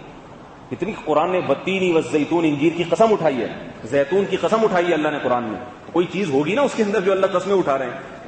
تو اللہ بھی خوش ہوں گے, اللہ کے رسول بھی خوش ہوں گے, معاشرہ بھی خوش ہوگا جب صحت اچھی ہوگی اور اعتدال کی زندگی گزاریں گے, سب خوش ہوں گے. اور نتائج کس پہ چھوڑ دیں گے؟ اللہ پہ. آخری بات یہ کہ میرا مقصد پوستی بنانا نہیں ہے, سست بنانا, کیونکہ بہت سے دیندار بچے ایسے ہیں جو اسکول کی پڑھائی میں دلچسپی لیتے ہی نہیں ہیں. یہ تو میں بچپن کی باتیں بتا رہا ہوں کہ بچے ایسے ہوتے ہیں, جب انسان سمجھدار ہو جائے تو پھر اسے محنت کرنا. ہم جب مدرسے میں گئے ہیں تو پھر ہمارا انہوں نے سارا خون چوس لیا تھا محنت کرا کے. 4 بجے اٹھاتے تھے ہمیں کہ مطالعہ کرو, آج جو سبق پڑھنا ہے. 4 بجے اٹھایا تہجد کے لیے, پھر مطالعہ, پھر فجر کے بعد سونے کی اجازت نہیں. اتنی سخت پریشانی ہوتی تھی. پھر کلاسیں صبح فجر کی نماز کے بعد سے شروع ہو جاتی تھیں ظہر تک, پھر تھوڑی دیر آرام, پھر تکرار, مطالعہ. رات کو 11 بج جاتے تھے اور ہم نیند سے جھوم رہے ہوتے تھے. تو میرا مقصد یہ نہیں کہ محنت کیے بغیر کوئی کچھ بن جاتا ہے, مگر محنت کی ایک ایج ہوتی ہے, ایک عمر ہوتی ہے جب انسان تھوڑا سا میچور ہو جاتا ہے, سمجھدار ہو جاتا ہے. بالکل بچہ ہے تو اس کو اچھلنے اڑنگیاں ہی چلتی اچھی لگتی ہیں اس کے, ٹھیک ہے نا. اور آج کل ماں باپ بہت پریشان ہوتے ہیں, بچے کو ذرا سا کہیں زخم آ جائے نا, پتہ نہیں اتنے پریشان ہوتے ہیں کیا ہو گیا اس. بچے گرتے, بچوں کی ہڈی کو اللہ نے ایسا لچکدار بنایا ہے کہ یہ ٹوٹ کے جڑ بھی بہت جلدی جاتی ہے اور اتنی آسانی سے ٹوٹتی بھی نہیں ہے. یہ اللہ کو پتا ہے نا بچہ یہ تو گرے گا بھی مڑے گا بھی, تو بچے کو اسی بچے کا زخم کوئی علاج کرانے کی ضرورت نہیں, خود ہی ٹھیک ہو جاتا ہے. آج کل لوگ نے بچوں کو چھوئی میں بنا دیا. بچے کی ذرا سا ایک, ہم وہاں الخدمت ہاسپٹل ہے, آپ نے دیکھا ہوگا یہاں, تو وہاں مجھے کسی کام سے جانا تو ایک خاتون کا بچہ وہاں جھولا جھولتے ہوئے نیچے گر گیا, اس کے کہیں منہ پہ خراش آ گئی, خون. اور بھائی پاگل ہو گئی, بھاگتی جا رہی ہے, ایمرجنسی واٹ کہاں ہے. میں نے کہا اس کو ایمرجنسی کی ضرورت نہیں ہے, 2 تھپڑ لگاؤ چپ ہو جائے گا. کوئی خون کچھ بھی نہیں ہے, یہ خون نکلا ہے بہہ کے ختم ہو جائے گا. کوئی مرہم لگانے کی ضرورت نہیں, کوئی ٹیوب لگانے کی, کوئی دوا کھلانے کی. بچے کا زخم, بچے کے جو سیلز ہیں نا ان میں توڑ پھوڑ بہت زیادہ ہوتی ہے, یہ خود ہی 2 دن میں ٹھیک ہو جائے گا. میرا اپنا بچہ ایک دن گرا, اس کے یہاں سر پھٹ گیا نا, اتنا بڑا گوبڑا نکل آیا اور ایسے اس کے خون بہ رہا ہے. میں اسے ڈاکٹر کے پاس لے کر گیا, ڈاکٹر دیکھتے ہی ایک دم اپنی چیئر سے اٹھ گیا, یہ کیا ہوا, ایمرجنسی فوراً. میں نے کہا بھائی اس کو پہلے کوئی ٹیکا شیکا لگاؤ. میں نے اس کمپاؤنڈر بیٹھا ہوا تھا, میں نے کہا یہ ڈاکٹر کو علاج کی ضرورت زیادہ ہے, مجھے کچھ نہیں ہو رہا, جو بچے کا باپ ہے. ٹھیک ہے, کیونکہ مجھے پتا ہے ہم نے بچپن میں ہمیں چوٹیں لگی ہیں, ہمارے گومڑے بھی پھولے ہیں. کبھی گھر میں آتے تھے نا اسکول سے لڑکے, یہ والی سائڈ پھولی ہوئی ہوتی تھی, کیونکہ لڑکوں نے ایک دوسرے کو پتھر مارے ہوتے تو یہاں آگے لگائے. ایک دفعہ ہم لوگ کھیل رہے تھے پتھراؤ مارم پیٹی کھیلتے تھے, تو ایک نے جوش میں پتھر اٹھا کے مارا, میرے گھٹنے پہ آگے لگا وہ پتھر. 3 دن تک لگڑاتا رہا ہوں میں, لیکن ہمارے گھر والوں نے کہ فوراً ایمرجنسی وارڈ میں گھٹنا چینج کرواؤ اس کا. بھائی ٹھیک ہو گیا, پتہ بھی نہیں چلا کہاں گیا, کیا ہوا تھا. تو وہ اتنا بڑا گومڑا, ہمیں پتا تھا گومڑے بھی نکلتے ہیں بچوں کے, ناک بھی پھوٹتی ہے, سب کچھ ہوتا ہے, ٹھیک ہو جاتے ہیں, ہمارے بھی ہو جاتے تھے. تو میں تو ویسے ہی لے گیا گھر والوں کے اصرار پر, کہ گھر والے کہیں گے پتہ نہیں کہیں مولویوں سے شادی کر کے پھنس تو نہیں گئے ہیں. ٹھیک ہے, اس لیے میں لے گیا گھر والوں کو خوش کرنے کے لیے. تو ڈاکٹر کہہ رہا ہے اس کو دباؤ زور سے تاکہ یہ گومڑا پچکے, اور اس کو یوں کرو, اور وہ دوا دے دی. میں نے وہ دوا لے جا کے کنارے پہ رکھ دی. میں نے کہا کوئی ضرورت نہیں دوا کھلانے. 2-4 دن میں پتہ ہی نہیں چلا وہ زخم کہاں گیا, گومڑے بھی خود ہی ریورس ہو گئے, واپس اپنی جگہ پہ چلے گئے. ساری زندگی کے لیے تھوڑی رہتا ہے. ٹھیک ہے, اور بچوں کے نشان بھی نہیں پڑتا, کوئی زخم ہو جائے تو وہ نشان بھی خود بخود ٹھیک ہو جاتا ہے. تو اعتدال پیدا کریں اپنے اندر, بوکھلایا نہ کریں فوراً تھوڑی باتوں پہ. یہ شریعت کو پسند نہیں ہے, یہ بوکھلاہٹ جو ہم ایک دم پاگل ہو جاتے ہیں, یہ اللہ پر اعتماد اور توکل کے خلاف ہیں یہ چیزیں. تو آج میرا خیال ہے یہی بیان کافی ہے. جو اصل بیان تھا وہ پھر انشاءاللہ اگلے ہفتے کریں گے. بیان سے تو مقصد یہی ہوتا ہے نا کہ کوئی کام کی بات سننے کو مل جائے, تو یہ بھی کام کی باتیں, اور اس کو شریعت کے خلاف نہ سمجھیں آپ. کہیں آپ یہ سمجھیں کہ یہ جو باتیں ان کی تھیں, وہ کون ہیں جن کے ٹوٹکے مشہور ہیں؟ زبیدہ آپا. تو بھائی زبیدہ آپا کو تو ہم ٹی وی میں سن لیتے ہیں, یہ مولوی صاحب کیا زبیدہ آپا کے ٹوٹکے بیان کر رہے ہیں. میں جو باتیں آپ کے سامنے کر رہا ہوں یہ ساری وہ باتیں ہیں جن کی قرآن اور سنت نے ہمیں تعلیم دی. یہ جو صحت کے حوالے سے میں نے بتایا کہ چبانا سنت ہے, یہ نبی صلی اللہ علیہ وسلم کی سنت ہے. تو تو اللہ نے اپنے نبی سے وہی کام کروائے ہیں نا کہ امت اس کام میں نبی کو فالو کرے, اور نبی کو فالو جبھی کرے گی جب علماء ممبر سے یہ بات بیان کریں گے. تو یہ سب ممبر انہی چیزوں کے لیے, جن چیزوں کے لیے بنے ان میں یہ چیزیں بھی داخل ہیں. اللہ تعالیٰ سمجھنے کی عمل کی توفیق عطا فرمائے. یہ پھر میں انشاءاللہ درس اگلے ہفتے مکمل کروں گا. اچھا, آپ لوگوں سے ایک چیز کا مشورہ لینا ہے. مشورہ یہ ہے کہ گرمیوں میں یہ 9:15 بجے نماز ہوتی ہے تو دیر بہت ہو جاتی ہے. بہت ساری خواتین دور سے آنا چاہتی ہیں, وہ اپنے شوہروں کے ساتھ وہ نہیں پہنچ پاتی. تو اگر ہم یہ بیان گرمیوں میں مغرب کے بعد رکھا کریں تو آپ لوگوں کی کیا رائے, یہ زیادہ مناسب ہے؟ تو الیکشن کروا لیتے ہیں نا, جمہوریت کا دور ہے. جو حضرات کہتے ہیں کہ بھئی جب تک نماز 8:30 پہ نہیں ہو جاتی عشاء کی نماز, یا 8:15, 8:30 صحیح ہے, جب تک نماز 8:30 تک نہیں ہو جاتی اس وقت تک یہ جو درس ہے اتوار کا یہ مغرب کے بعد ہونا چاہیے. جن حضرات کی یہ رائے ہے وہ ہاتھ کھڑا کریں. اچھا, ابے یہ تو آدھے لوگ ہیں. اور جن کی رائے یہ ہے کہ نہیں عشاء کے بعد ہی ہونا چاہیے وہ ہاتھ کھڑا کریں. اب کچھ پتہ ہی نہیں چل رہا زیادہ کون سے. کچھ تو ایسے ہیں جو نہ ادھر ہیں نہ ادھر ہیں, برابر ووٹ آ رہے ہیں. میرا خیال ہے ووٹ جب برابر آئے نا تو مغرب کے بعد کو, میرا خیال ہے اگر خواتین سے ووٹنگ کرائی جائے تو وہ مغرب کے بعد والے ٹائم کو ترجیح دیں گی. کیا خیال ہے؟ تو ایسا ہے کہ خواتین سے کیسے الیکشن کروائیں؟ کوئی خاتون اگر وہاں خواتین سے جا کے پوچھ لیں کہ بھئی کوئی بچہ ہے نا, بچہ وہ ادھر آؤ, یہ بچہ سمجھدار ہے جو خواتین, ادھر آؤ بیٹا, آپ جاؤ, آپ خواتین جو بیان سن رہی ہیں نا ان سے جا کے پوچھو کہ زیادہ تر خواتین کیا چاہتی ہیں, مغرب کے بعد بیان ہونا چاہیے یا عشاء کے بعد؟ جا کے پوچھ کے آؤ, جلدی سے, انتظار کر رہے ہیں ہم آپ. یہ الیکشن ہو رہے ہیں, اس میں دھاندلی نہیں ہوگی. واحد الیکشن ہے پاکستان کا بغیر دھاندلی کے. کسی نے مسئلہ پوچھا اگر کوئی حرام کماتا اور ہدیہ دے تو ان کی رقم انہیں ہدیہ کے نام پر دی جا سکتی ہے؟ نہیں. جب کسی حرام رقم والے سے آپ ہدیہ وصول کریں تو اس کو یہ بتا دیں کہ ہم اتنی رقم کسی فقیر کو صدقہ کر دیں گے, تو پھر وہ ہدیہ آپ کے لیے حلال ہو جائے گا. چاہے فوری صدقہ نہ کریں, بعد میں کر دیں بے شک صدقہ, اور اکٹھی رقم صدقہ کرنا بھی ضروری نہیں ہے, قسطوں میں بھی کر سکتے ہیں. مثال کے طور پر کسی بینک میں ایک آدمی ہے اور اس کی بینک کے علاوہ کوئی اور کمائی بھی نہیں ہے, اس نے آپ کو بریانی بھیجی, کھانا پکایا ان لوگوں نے, آپ کے گھر کیا بھیجا؟ بریانی.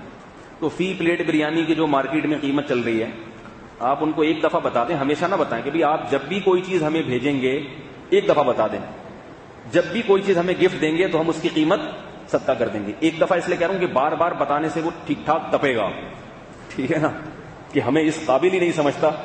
اور ایک دفعہ بھی نہیں بتائیں گے تو پھر اس سے کیا ہوگا, گناہ میں اس کے ساتھ تعاون ہوگا. وہ کہے گا یہ لوگ ویسے حرام حرام بولتے رہتے ہیں لیکن جب ان کے کھانے کی باری آتی ہے تو کھا جاتے ہیں. اس سے دین بدنام ہوتا ہے, مذہب اور دیندار لوگ بدنام ہوتے ہیں کہ ویسے حرام ہے لیکن جب ان کو کھلاؤ تو حلال ہے. تو اس لیے اس کو بتا دیں ایک دفعہ کہ آپ کے بارے میں اصول یہ, کسی کے چچا بینک میں, کسی کے ماموں بینک میں ہوتا ہے نا ایسے, تو ان کو بتا دیں کہ آپ جو بھی ہمیں زندگی بھر کھلائیں گے پلائیں گے تو یہ یاد رکھیں اس کا ہم حساب لگا کے اس کی قیمت غریب کو صدقہ کریں گے, یعنی یہ فری میں نہیں ہے, ٹھیک ہے نا, تو پھر وہ حلال ہو جائے گا آپ کے لیے. سمجھ رہے ہو بات کو؟ لیکن یہ اس کے لیے جس کی آمدن خالصتاً حرام ہو, جس کی آمدن میں حلال بھی ہو حرام بھی ہو, دونوں قسم کی ہو, پھر آپ کے لیے اس کا کھانا جائز ہے, کیونکہ پھر ہم یہ سمجھیں گے کہ حلال سے کھلا رہا ہے. پھر شریعت نے اتنی ہمیں تحقیق کی اجازت نہیں دی کہ آپ جا کے پوچھیں کہاں سے کھلا رہا ہے. بس جی عشاء کے بعد, اچھا بھائی چلو زیادہ تر لوگ یہی ہیں, پھر عشاء کے بعد ہی ہوگا. دوسرا سوال پوچھا اگر کوئی حرام کماتا اور اس کی یہاں کچھ کھا لیں, اس کی کوئی دی ہوئی چیز استعمال کر, تو وہی ہے رقم صدقہ کرنی, پہلے سے بتانا پڑے گا. پاک کپڑے ناپاک کپڑوں کے ساتھ دھونے سے ناپاک ہو جاتے ہیں؟ جی ہاں. اس کا طریقہ جب کپڑے اچھی طرح دھل جائیں تو سب کپڑوں کو ایک بالٹی میں ڈال کے پانی بہا دیں. بہانے کا مطلب نلکا کھولیں, جب نلکا بھر جائے اور پانی نکل کے بہنا شروع ہو جائے تو وہ پانی جاری ہو جائے گا. جاری پانی پاک ہوتا ہے تو اس سے سارے کپڑے پاک ہو جائیں گے. دھوبی کو لوگ کپڑے دیتے ہیں تو دھوبی کو اگر ناپاک کپڑے دیے تو وہ پاک نہیں ہوتے, یاد رکھو. دھوبی کو اگر آپ نے ناپاک کپڑے دیے تو وہ جب آئیں گے تو ان کو ایک دفعہ کنگھالنا لازم ہے, کیونکہ دھوبی ان چیزوں کا خیال نہیں رکھتے. البتہ اگر پاک کپڑے دیے دھوبی کو آپ نے تو وہ ناپاک بھی نہیں ہوں گے. اب آپ حیران ہو گئے یہ کیسی لاجک ہے بھائی, پاک کپڑے دیے تو وہ ناپاک نہیں ہوں گے, جبکہ وہ ناپاک کپڑوں کے ساتھ دھل رہے ہیں تو ان کو بھی تو ناپاک ہونا چاہیے نا, اور اگر ناپاک دیے تو وہ پاک ہو جانے چاہیے اگر وہ والے پاک ہے. تو شریعت کا ایک اصول ہے بقاء ما کان علی ما کان. شریعت کہتی ہے جس چیز کا آپ کو جیسا یقین ہے نا، جب تک اس کے خلاف یقین نہیں ہوتا تو اس کو ویسا ہی سمجھا جائے گا. دیکھو آپ کے کپڑے پاک تھے، آپ نے درزی کو دے دیے، آپ کو پاک ہونے کا یقین ہے، درزی کہہ رہا ہوں سوری، دھوبی کو دے دیا آپ نے. اب آپ کو نہیں پتا کہ دھوبی ان کو ناپاک کپڑوں کے ساتھ دھو رہا ہے یا نہیں دھو رہا، الگ سے کنگال رہا ہے نہیں کنگال رہا، اور شریعت نے اتنی تحقیق کا ہمیں حکم بھی نہیں دیا. تو اب جب تک اس کے ناپاک ہونے کا یقین نہ ہو ہم اس کو کیا سمجھیں گے؟ پاک. اور جو کپڑے آپ نے ناپاک دیے تھے وہ گئے، تو ہمیں دھوبی کے بارے میں نہیں پتا کہ یہ شریعت کے مسائل جانتا ہے نہیں جانتا. تو جب تک اس ناپاک کے پاک ہونے کا یقین نہیں ہوگا ہم اسے کیا سمجھیں گے؟ ناپاک ہی سمجھیں گے. نہیں آ رہی میرا خیال. اس کی ایک اور مثال دے دوں. آپ نے وضو کیا فجر میں، ظہر کی نماز کے لیے اب آپ آ رہے ہیں، اب آپ سوچ رہے ہیں میرا وضو ہے یا نہیں ہے. فجر میں وضو کرنا پکا ڈھکا یاد ہے آپ کو. وضو کے ٹوٹنے کے بارے میں آپ نے غور کیا، آپ کو یاد نہیں آ رہا کہ میں واش روم گیا تھا یا نہیں گیا تھا. اگر پاک فضائیہ میں ہیں آپ، ٹھیک ہے نا، پھر تو ظاہر ہے وضو ٹوٹا ہوگا. لیکن اگر آپ صحت مند ہیں تو آپ سوچ رہے پتہ نہیں ہوا خارج ہوئی تھی یا نہیں ہوئی تھی. تو فقہا کہتے ہیں کہ آپ کا وضو باقی ہے، بغیر کسی شک اور وہم کے نماز پڑھ لیں، کیونکہ وضو یقینی چیز ہے. اس کا ٹوٹنا جب تک یقینی نہیں ہوگا، 100% قسم اٹھا کے کہیں کہ میرا وضو ٹوٹا ہے، جب تک ٹوٹنے کا 100% یقین نہیں ہوگا آپ کا وضو باقی سمجھا جائے گا، چاہے حقیقت میں ٹوٹ بھی گیا ہو. لیکن آپ کو اگر یاد نہیں ہے تو کیا سمجھا جائے گا؟ ہے. لیکن اگر آپ کا وضو نہیں ہے، آپ کو پتا ہے کہ میں واش روم سے آیا ہوں، اب آپ نماز پڑھنے آئے، اب آپ سوچ رہے پتہ نہیں میں نے وضو کیا ہے یا نہیں کیا. تو اب ناپاک ہونے کا یقین ہے، وضو کرنے کا یقین نہیں ہے. تو جب تک اتنا یقین نہ ہو کہ قسم اٹھا کے کہہ سکے کہ اللہ کی قسم میں نے وضو کیا ہے، اس وقت تک آپ باوضو شمار نہیں ہوں گے. الیقین لا یزول بالشک، یقینی چیز شک سے زائل نہیں ہوتی. وضو ہونے کا یقین ہے تو ٹوٹنے کا جب تک یقین نہ ہو وضو باقی رہے گا. وضو نہیں ہونے کا یقین ہے تو جب تک ہونے کا یقین نہ ہو وضو. یہ اصول یاد رکھیں، یہ بہت سارے مسائل میں آپ کے کام آئے گا. بہت سارے مسائل میں، مثال کے طور پر لوگوں کو وہم ہوتا ہے پیشاب کا قطرہ نکلا ہے کہ نہیں نکلا. تو جب تک اتنا یقین نہ ہو کہ قسم اٹھا کے کہیں کہ نکلا ہے، اس وقت تک شریعت کیا کہتی ہے؟ نہیں نکلا. لوگ جو ہے نا جو وہمی ہوتے ہیں نا، بار بار نماز میں پتہ نہیں نکلا ہے کہ نہیں نکلا، یار ہو سکتا ہے نکل گیا، ہو سکتا ہے نہیں نکلو. او بھائی جب تک آپ کو قسم اٹھا کے نہ کہہ سکے نا کہ پیشاب کا قطرہ نکلا ہے، اس وقت تک شریعت کیا کہتی ہے؟ نہیں نکلا. لیکن وہمی کو خیال ہوگا کہ وہ تو شریعت کہہ رہی نا ہو سکتا ہے اصل میں تو نکلا ہوا ہو. تو ایسے وہمیوں کو ہم کہتے ہیں کہ اگر حقیقت میں واقعتاً نکل بھی گیا ہو تو جب اللہ کہہ رہے ہیں کہ نہیں ٹوٹا تمہارا وضو، اللہ ایسے ہی نماز قبول کر رہے ہیں، تو تمہیں پریشان ہونے کی ضرورت کیا ہے؟ جب اللہ کہہ رہے ہیں کہ حقیقت پر مدار نہیں ہے بلکہ مدار اس پر ہے کہ تمہیں کس بات کا یقین ہے، تو پھر پریشان ہونے کی ضرورت کیا ہے تمہیں، جب اللہ ایسے قبول کر رہا ہے. لیکن وہمی آدمی کو تسلی نہیں ہوتی. اسی طرح یاد رکھو، اور اس سے ملتے جلتے بہت سارے مسائل ہیں کہ طلاق کے بارے میں کسی کو شک ہوتا ہے پتہ نہیں میں نے دیے کہ نہیں دیے. تو اصل تو یہ تھی کہ نہیں دی. جب تک دینے کا یقین نہیں ہوگا تو کیا سمجھا جائے گا؟ نہیں دی. بعض دفعہ ہمارے پاس مسئلہ آتا ہے، شوہر کہتا ہے مجھے یاد نہیں میں نے 2 دی تھی یا 3 دی تھی. تو ہم کہتے ہیں کہ طلاق میں اصل کیا ہے؟ نہیں دی ہو. تو جتنی یقینی یاد ہیں اتنی ہو گئی، اور جس کے بارے میں یقین نہیں ہے وہ نہیں ہوئی. آئی بات سمجھ میں؟ تو آپ خود مفتی بن جائیں گے تھوڑے دنوں میں انشاءاللہ. ہو گئی ہے اس کو نہیں ہوئی تیری، ٹھیک ہے، ایسے بیٹھ کے فتوے. تو یہ بہت سارے جگہوں پر کام آتا ہے یہ مسئلہ. اچھا ایک اور بات اسی سے متعلق لوگ بہت پوچھتے ہیں، یہ جو راستوں میں جب سفر کرتے ہیں نا، بائک پہ جا رہے ہیں، ایک دم چھینٹیں آ کے لگ گئی سڑک پہ، اب اس میں یار یہاں سڑک پہ پانی ہے، اس میں کتے نے پیشاب بھی کیا ہوا ہو سکتا ہے، گوں بھی پڑا ہوا ہوتا ہے، گوبر بھی پڑا ہوا ہوتا ہے. پھر بارشوں میں بہت ہوتا ہے، بارشوں میں گلیوں میں نالوں میں پانی بھر گیا، گٹر لینے بھی آ رہی ہیں، پھر لوگ بچتے بچاتے ایسے میں گھٹنے کھلنا رہ جاتے ہیں، باقی سب ایسے یوں جا کے پھر مسجد میں آ کے نہا رہے ہیں پورے. اس تکلف کی ضرورت نہیں. بارشوں میں جو پانی آتا ہے بس تھوڑا سا بچنے کی کوشش کیا کرو، جو چھینٹے میٹے پڑ جائیں پاک ہیں وہ. جب تک 100% یہ نہ ہو کہ بالکل ہی گٹر کا پانی ہے، صحیح ہے نا، بالکل گٹر ابل رہا ہے اور اس کے قریب سے آپ گزرے، آپ نے خود دیکھا کہ اتنی چھینٹیں خالص گٹر کی پڑی ہیں آپ کے اوپر کہ وہ 1 درہم سے یعنی وہ ایک مقدار میں پھیل گئی ہیں، وہ پھر اس کو دھونا واجب ہے. اور یہ بھی یاد رکھو طہارت کے بارے میں، پاکی کے بارے میں شریعت نے ہمیں حکم دیا ہے کہ زیادہ تجسس نہ کرو. یعنی یہ بھی جب ہے جب گٹر کا پانی کی پر آپ کی نظر پڑ گئی ہو اور وہ اس کی چھینٹیں آپ نے پڑتی ہوئی اپنی آنکھوں سے دیکھ لی ہوں. یہ مطلب نہیں ہے کہ آپ چلتے ہوئے دیکھیں کہاں گٹر آ رہا ہے, کہاں اس کی چھینٹیں آ رہی ہیں, کہاں سمپل, یہ نہ دیکھو, چلتے چلے جاؤ نماز پڑھنے, ہو کیا چھینٹ لگ رہی ہے دیکھو ہی نہیں, کیونکہ جب تک یقین نہیں ہوگا ناپاک ہونے کا آپ کیا سمجھے جاؤ گے پاک. اور تجسس سے شریعت نے منع کیا ہے, تجسس کہ میں یہ دیکھوں کہ یہ پانی پاک تھا یا ناپاک, اس بحث میں شریعت نے منع کیا ہے. اسی طرح یاد رکھو جس کے بارے میں آپ کو یقین ہے, یہ جو قاعدہ میں نے بیان کیا نا, یقین شخص سے زائل نہیں ہوتا. مسلمان کیا کماتا ہے, حلال کماتا ہے یا حرام؟ حلال. مسلمان حلال کماتا ہے, لہذا جب تک کسی کے بارے میں یقین نہ ہو 100% کہ یہ حرام کماتا ہے, اس کا ہدیہ قبول کرنا بھی جائز اور اس کا کھانا کھانا بھی جائز. بعض لوگ وہمی ہوتے ہیں, کسی نے دعوت کی, تحقیق کر رہے ہیں یار پہلے دیکھیں یہ حلال کماتا ہے حرام کماتا ہے. اور بھائی کوئی ضرورت نہیں ہے اس تحقیق کی. الیقین بقاء ما کان علی ما کان, شریعت کہتی ہے جو چیز جیسی ہے اس کے خلاف جب تک دلیل نہیں ہوگی وہ ویسی. مسلمان حلال کماتا ہے, لہذا جب تک آپ کو کسی کے بارے میں یقین نہیں ہے حرام کا, آپ اس کو کیا سمجھیں گے؟ حلال. اور تحقیق کی بھی اجازت نہیں ہے کہ آپ اس سے جا کے پوچھیں کیا کرتا ہے تو, بس چھوڑو جو بھی کرتا ہے آپ حلال ہی سمجھو. اب ہمو ما ابہم اللہ, حضرت عمر کا قول ہے کہ جس چیز پہ اللہ نے پردہ ڈال دیا تم بھی اس پہ پردہ ڈال دو, پوچھو نہیں. لوگ کہتے ہیں نا یہ تو مدرسوں میں اتنے چندے آتے ہیں, یہ تو بہت سارے بینک میں لوگ بھی ہوتے ہیں, تو مدرسے والے کیوں ان کا ہدیہ قبول کرتے ہیں؟ بھائی مدرسے والے تحقیق نہیں کرتے کہ یہ بینک میں ہے یا نہیں ہے, کیونکہ شریعت نے تحقیق کی اجازت نہیں دی. ہاں پہلے سے کسی کا پتہ چل جائے تو پھر اگر مدرسے والے اس کا وہ صدقہ لیتے بھی ہیں تو پھر اس کی ایسی جگہ پہ خرچ کرتے ہیں جہاں حرام رقم خرچ کرنے کی شریعت نے اجازت دی ہے, پھر وہ اس جگہ خرچ کرتے ہیں, اس کو قربانی میں نہیں لگاتے وغیرہ وغیرہ. اور بہت سارے اس کے مصارف ہیں, حرام کا بھی تو ایک مصرف ہے نا, کبھی یہاں نہیں ہے یہاں خرچ ہوگا. ہماری مسجد میں لوگ چندہ دینے آتے ہیں تو انتظامیہ والے پہلے پوچھتے تھے حلال ہے حرام ہے, میں نے کہا یہ پوچھنے کی ضرورت نہیں ہے, ہمیں حلال ہی سمجھنے کا حکم ہے. البتہ پہلے سے کسی کے بارے میں پتہ چل جائے یہ حرام کما رہا ہے تو پھر اس کے چندے کو ہم نے کہا بیت الخلا میں لگا دو. کہاں لگا دو؟ وہ بیت الخلا میں لگا دو, ٹھیک ہے. اس کے مزید میں مزید تبصرہ نہیں کرتا.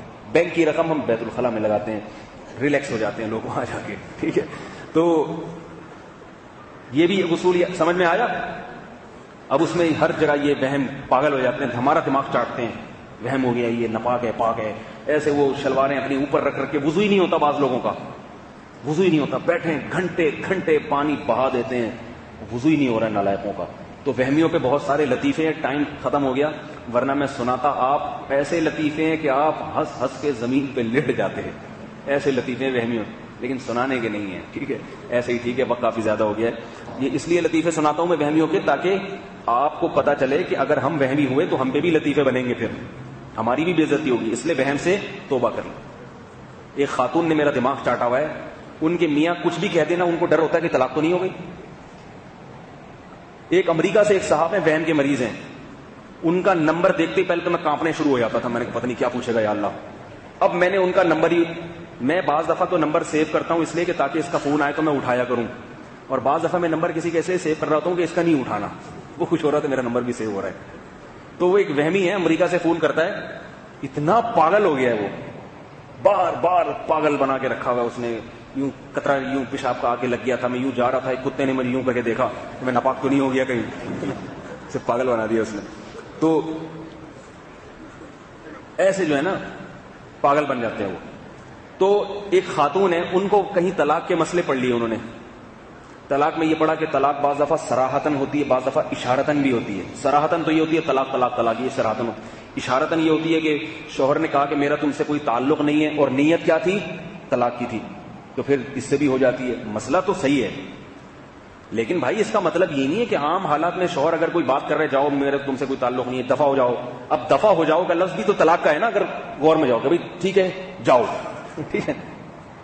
لیکن اس کا یہ مطلب تھوڑی ہے کہ شوہر جاؤ کہہ رہا ہے, دفع ہو جاؤ کہہ رہا ہے, اس سے نیت پوچھو آپ کی نیت کیا تھی. اس سے شوہر تو پریشان ہو گیا, یار ہر بات میں میری نیت پوچھی جا رہی ہے. تو اس کا میاں پاگل ہوا ہوا ہے. اس کے میاں نے کہیں کچھ دن پہلے غصے میں کہتے دفع ہو جاؤ, وہ اس نے کہیں بہشتی زبر نکال کے تھی کہ دفع ہو جاؤ یعنی چلی جاؤ, یعنی اس کا مطلب ہے, یعنی اس کا مطلب کیا ہوا کہ میرا تم سے تعلق نہیں ہے. تو اگر یہ الفاظ اگر طلاق کی نیت سے کہتے ہو, اب نیت کا تو مجھے پتہ نہیں ہے, اب میاں سے قسمیں اٹھوا رہی ہے, پھر مجھے فون کر رہی ہے. ایک دو دفعہ تو میں جواب دے دیتا ہوں بھائی نہیں ہوئی, اس کے بعد پھر میں کیا کرتا ہوں نمبر سیو کر لیتا ہوں, وہمی نمبر 35, وہمی نمبر 36, وہمی نمبر 37, وہمی نمبر. کیونکہ وہم کے مریضوں کو آپ زیادہ لفٹ کراؤ تو انسان خود وہمی ہو جاتا ہے, یہ حقیقت بتا رہا ہوں. اگر آپ زیادہ ان کے مسائل کا جواب دو نا تو پھر آپ خود اگر میں اس کو زیادہ جواب دینا شروع کر دوں نا، بار بار اسی مسائل کی تکرار، بار بار طلاق کے مسئلے بتا رہا ہوں بار بار، تو مجھے بھی وہم ہوگا. میں اگر اپنے گھر والوں کو کسی بات پہ کہہ دوں دفع ہو جاؤ، مجھے بھی خیال لگا میری طلاق کرنا. اور جب زیادہ سوچو گے تو بعض دفعہ نیت خود بخود ہو بھی جاتی ہے. ٹھیک ہے، ورنہ عام نارمل کنڈیشن میں کبھی دماغ جاتا ہی نہیں ہے. لیکن زیادہ سوچو گے تو وہی مثال ہوگی کہ ایک جاہل پیر تھا، اس نے کسی کو تعویذ دیا. تعویذ تو کچھ بھی نہیں تھا، اس کو پتا تھا کچھ بھی نہیں ہوگا اس سے، لیکن تعویذ کے عوض میں بھاری بھرکم پیسے لے لیے اس نے. اب اس نے سوچا کہ اگر اس تعویذ نے اثر نہیں کیا، وہ پتا تھا کچھ بھی نہیں کرے گا، ویسے بھی تعویذوں میں کوئی اثر وثر نہیں ہوتا، پرچیاں ہی ہوتی ہیں، وہ اپنی اس پہ ہی چل رہا ہوتا ہے سارا، اپنے تخیلاتی پر ہی کچھ فیصلے ہو جاتے ہیں. ٹھیک ہے، تو اس نے جناب کیا کیا کہ وہ اس سے بھاری بھرکم رقم لے لی. اب اس کو پتا تھا ہوگا کچھ بھی نہیں، اس کا کام وام تو بنے گا نہیں. تھا یہ بڑا ہوشیار پیر. اس نے اس مرید سے کہا کہ یہ تعویذ جب اثر کرے گا کہ اس تعویذ کو لے کے جب تم اپنے گھر میں داخل ہو تو کالے کتے کا تصور نہیں آنا چاہیے دماغ کے اندر. اب کس کے دماغ میں کالا کتا ہوتا ہے بھائی؟ یہ میں اس سے بتا رہا ہوں کہ کون اپنی بیوی کو طلاق کی نیت سے کہتا ہے دفع ہو جاؤ میرا تعلق نہیں. سب نارمل حالت میں بولے جاتے ہیں. لیکن اب آپ اس کو یہ مسائل سکھا دیں بار بار اس کے دماغ میں، تو خود بخود اس کے دماغ میں خیالات وسوسے آنا شروع ہو جائیں گے. تو اب کیا ہے کہ وہ بار بار، اب اس نے کہا یار کوئی مسئلہ نہیں، کالے کتے کا کیوں سوچوں گا، میرا دماغ خراب ہے، میں کالے کتے کو. ٹھیک ہے، اب وہ تعویذ لے کے جا رہا ہے، کہہ رہا ہے یار 1,00,000 روپے دیے، اگر یہ کالا کتا دماغ میں آ گیا یہ میرا سارا تعویذ برباد ہو جائے. اب وہ جھٹکتا ہے دماغ سے، نا بھائی کتے نکل یہاں سے. اور کہہ رہا ہے یار پیلا آ جائے، سفید آ جائے، اگر کتے نہیں آنا ہے.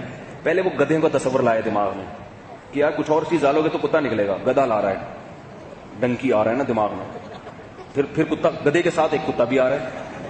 پھر گھوڑے کو لایا، شیر کو لایا، چیتے کو لایا، پیر صاحب کو لایا، ساری چیزیں لایا، مگر جو بھی لا رہا ہے کتا ساتھ ساتھ آ رہا ہے اس کے دماغ سے. تو جو چیز جتنی نکالو گے اتنی ہی گھسے گی. اس کا حل یہ ہے کہ اس کو کتے کے بارے میں کچھ بولا ہی نہ جائے. اور اگر بالفر اس نے بول بھی دیا ہے تو بولے ٹھیک ہے آنے دو. اس کو پتا ہے کہ یہ چیز جب اختیار میں نہیں ہے کتے کو نکالنا، تو بولے پیر صاحب یہ آپ نے ایسی شرط لگا دی ہے کہ یہ میرے اختیار میں نہیں، اب یہ تو کتا تو آئے گا. اور اس کو ریلیکس ہو جائے، بولا آنے دو جو آ رہا ہے. تو جب اس کو زیادہ لفٹ نہیں کرائے گا نا تو خود بخود کتا دماغ سے نکل جائے. جتنا اس کو نکالے گا. تو وہم کا علاج یہ ہے کہ اس بارے میں نہ یہ سوچیں کہ اس کو میں نے نہیں سوچنا، اور نہ سوچیں بس جو ہو رہا ہے ہونے تو، نہیں ہو رہا نہیں ہونے دیں. اس طرح آہستہ آہستہ بیماری خود بخود ختم ہو جاتی ہے. اس کو لفٹ ہی نہیں کرائیں.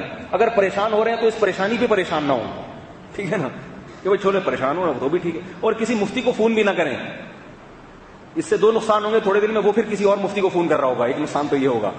دوسرا یہ ہوگا کہ جتنا اس پہ آپ پڑھیں گے، مفتیوں سے پوچھیں گے، اتنا ہی پاگل ہوں گے آپ. اور مفتی بھی پھر بعض تجربے کار نہیں ہوتے، نئے نئے بنے ہوتے ہیں، یا ان کو مسائل وہ اور وہمی بنا دیتے ہیں. اب مجھے تو تجربہ ہے نا ان مسائل کا. میں نے اس کو کہا پاگل ہو گیا، دماغ خراب ہو گیا آپ کا، کوئی طلاق ولاق نہیں ہوئی. لیکن بیچارہ کوئی بیچارہ نیا نیا بالکل فارغ ہو تو وہ کیا کرے گا؟ آپ کے میاں نے کیا کہا تھا؟ کہ میرے میاں نے کہا تھا کہ تعلق نہیں ہے. تعلق میں قاف پہ قلقلہ کیا تھا اس نے. ایسے تو نے تلق بول دیا تھا، تلق. کیونکہ اگر تلق بولا تھا تو تلق ہو سکتا ہے طلاق بولا ہو، آپ اس کو تعلق سمجھیے. وہ اور کیا کر دے گا؟ پاگل بنا دے گا. علمی لحاظ سے بڑی پرمغز باتیں کر رہا ہوگا وہ. علمی دلائل کی دنیا میں بہت زبردست تحقیقی. بھائی بعض بات طلاق کو لوگ پنجابی میں تلق بھی بول سکتے ہیں، تو وہ اور بنا دے گا پاگل. ایسے بہت سارے لوگ میں نے دیکھے ہیں کہ کسی مفتی کے پاس گئے اور پہلے تھوڑے پاگل تھے، جانے کے بعد پورے پاگل ہو گئے. ایسے بھی دیکھے ہیں میں نے. وہ ایسے پیچیدہ، جیسے وہ ایک آدمی آیا نا نیم مفتی کے پاس، کہنے لگا کہ وہ چوہا جو ہے کنویں میں گر گیا، کتنے ڈول نکالیں کنواں پاک ہو جائے گا. اس نے کہا چوہا گر کے مرا ہے یا مر کے گرا ہے؟ مرا پہلے ہے گرا بعد میں ہے، یا گرا پہلے ہے مرا بعد میں؟ ہر ایک کا حکم جدا جدا ہے. حقیقت بھی یہی ہے کہ ہر ایک کا حکم جدا جدا ہے. لیکن اب اتنی پیچیدگی میں اس بیچارے کو ڈالنے کی ضرورت کیا ہے؟ تو خیر، تو وہ جو ہے نا وہ کالے کتے کا بالآخر وہ کتا کہاں سے پھر اپنی دہلیز پہ جا کے واپس آتا، یار کتا نکلے گا تو میں اندر جاؤں گا. وہ کتا کہاں نکلا؟ کتے نے نہیں نکلنا تھا. بالآخر وہ پیر نے کہا یہ تو تمہارا اپنا قصور ہے. کہ ہاں میرا ہی قصور ہے بھائی، واقعی کالا کتا میں دماغ سے نہیں نکال سکا. تو وہم کی بیماری کا علاج یہی ہے کہ اس بیماری کو لفٹ نہ کرایا کریں. بعض دفعہ میں علاج کے طور پر وہمیوں کو الٹا فتویٰ بھی دے دیتا ہوں. وہ بظاہر تو غلط ہوتا ہے، لیکن مجھے پتا ہوتا ہے اس غلط فتوے پر یہ عمل نہیں کرے گا. ایک دفعہ ایک آدمی کا فون آیا، حضرت میں نے یہ کہہ دیا بیوی کو طلاق تو نہیں ہو گئی؟ میں نے کہا نہیں ہوئی. پھر فون آیا, میرے منہ سے یوں نکل گیا, اس سے طلاق تو نہیں ہوگی؟ میں نے کہا بھائی نہیں ہوئی ہے, بتا تو رہا ہوں نہیں ہوئی ہے. پھر کہہ رہے میں نے تصور میں یوں کہہ دیا, ہو تو نہیں گئی؟ میں نے کہا نہیں ہوئی. پھر اگلے دن فون آیا, حضرت میرے تصوراتی دنیا میں یہ, میں نے کہا ہو گئی. میں نے کہا 3 طلاقیں واقع ہو گئی, بیوی حرام ہو گئی ہے. کہہ رہے کیا کہہ رہے ہیں آپ؟ مجھے خود ڈانٹ رہے, کہہ رہے کیا کہہ رہے ہیں؟ میں نے کہا صحیح تو کہہ رہا ہوں. کہہ رہے میں نے زبان سے تھوڑی دی ہے. میں نے کہا جب تجھے خود پتا ہے اتنے مسئلے مجھ سے کیوں پوچھ رہے ہیں؟ تو کہہ رہے پھر آپ غلط فتویٰ کیوں دے رہے ہیں؟ میں نے زبان سے نہیں, تو دل میں آیا ہے. دیکھو پتا سب کچھ ہوتا ہے وہمی کو, پتا سب کچھ ہوتا ہے. تو اب مجھے کہہ رہا ہے کہ میں نے زبان سے تھوڑی دی ہے. حضرت آپ کیسی باتیں کر رہے ہیں؟ تو میں نے کہا نہیں, طلاق دل میں سوچنے سے بھی ہو جاتی ہے. اب میں اس کو الٹا, کیونکہ مجھے پتا ہے میری جان نہیں چھوڑے گا یہ, اب اسی پہ اٹکا کے رکھے گا. کہہ رہے نہیں حضرت یہ تو میں تباہ ہو گیا, برباد ہو گیا, میرے چھوٹے چھوٹے. میں نے کہا ہو گئے نا. میں کب کہہ رہا ہوں کہ نہیں ہوئے؟ میں نے کہا آپ تو اسی وقت برباد ہو گئے تھے جب آپ کو یہ وہم کی بیماری ہوئی تھی. اسی وقت سے ہو گئے تھے. تو 2-3 دفعہ اس طرح کے فون آئیں گے اور میں فتویٰ دیتا ہوں نا, ہو گئی, پھر میری جان چھوڑ دیتا ہے وہ.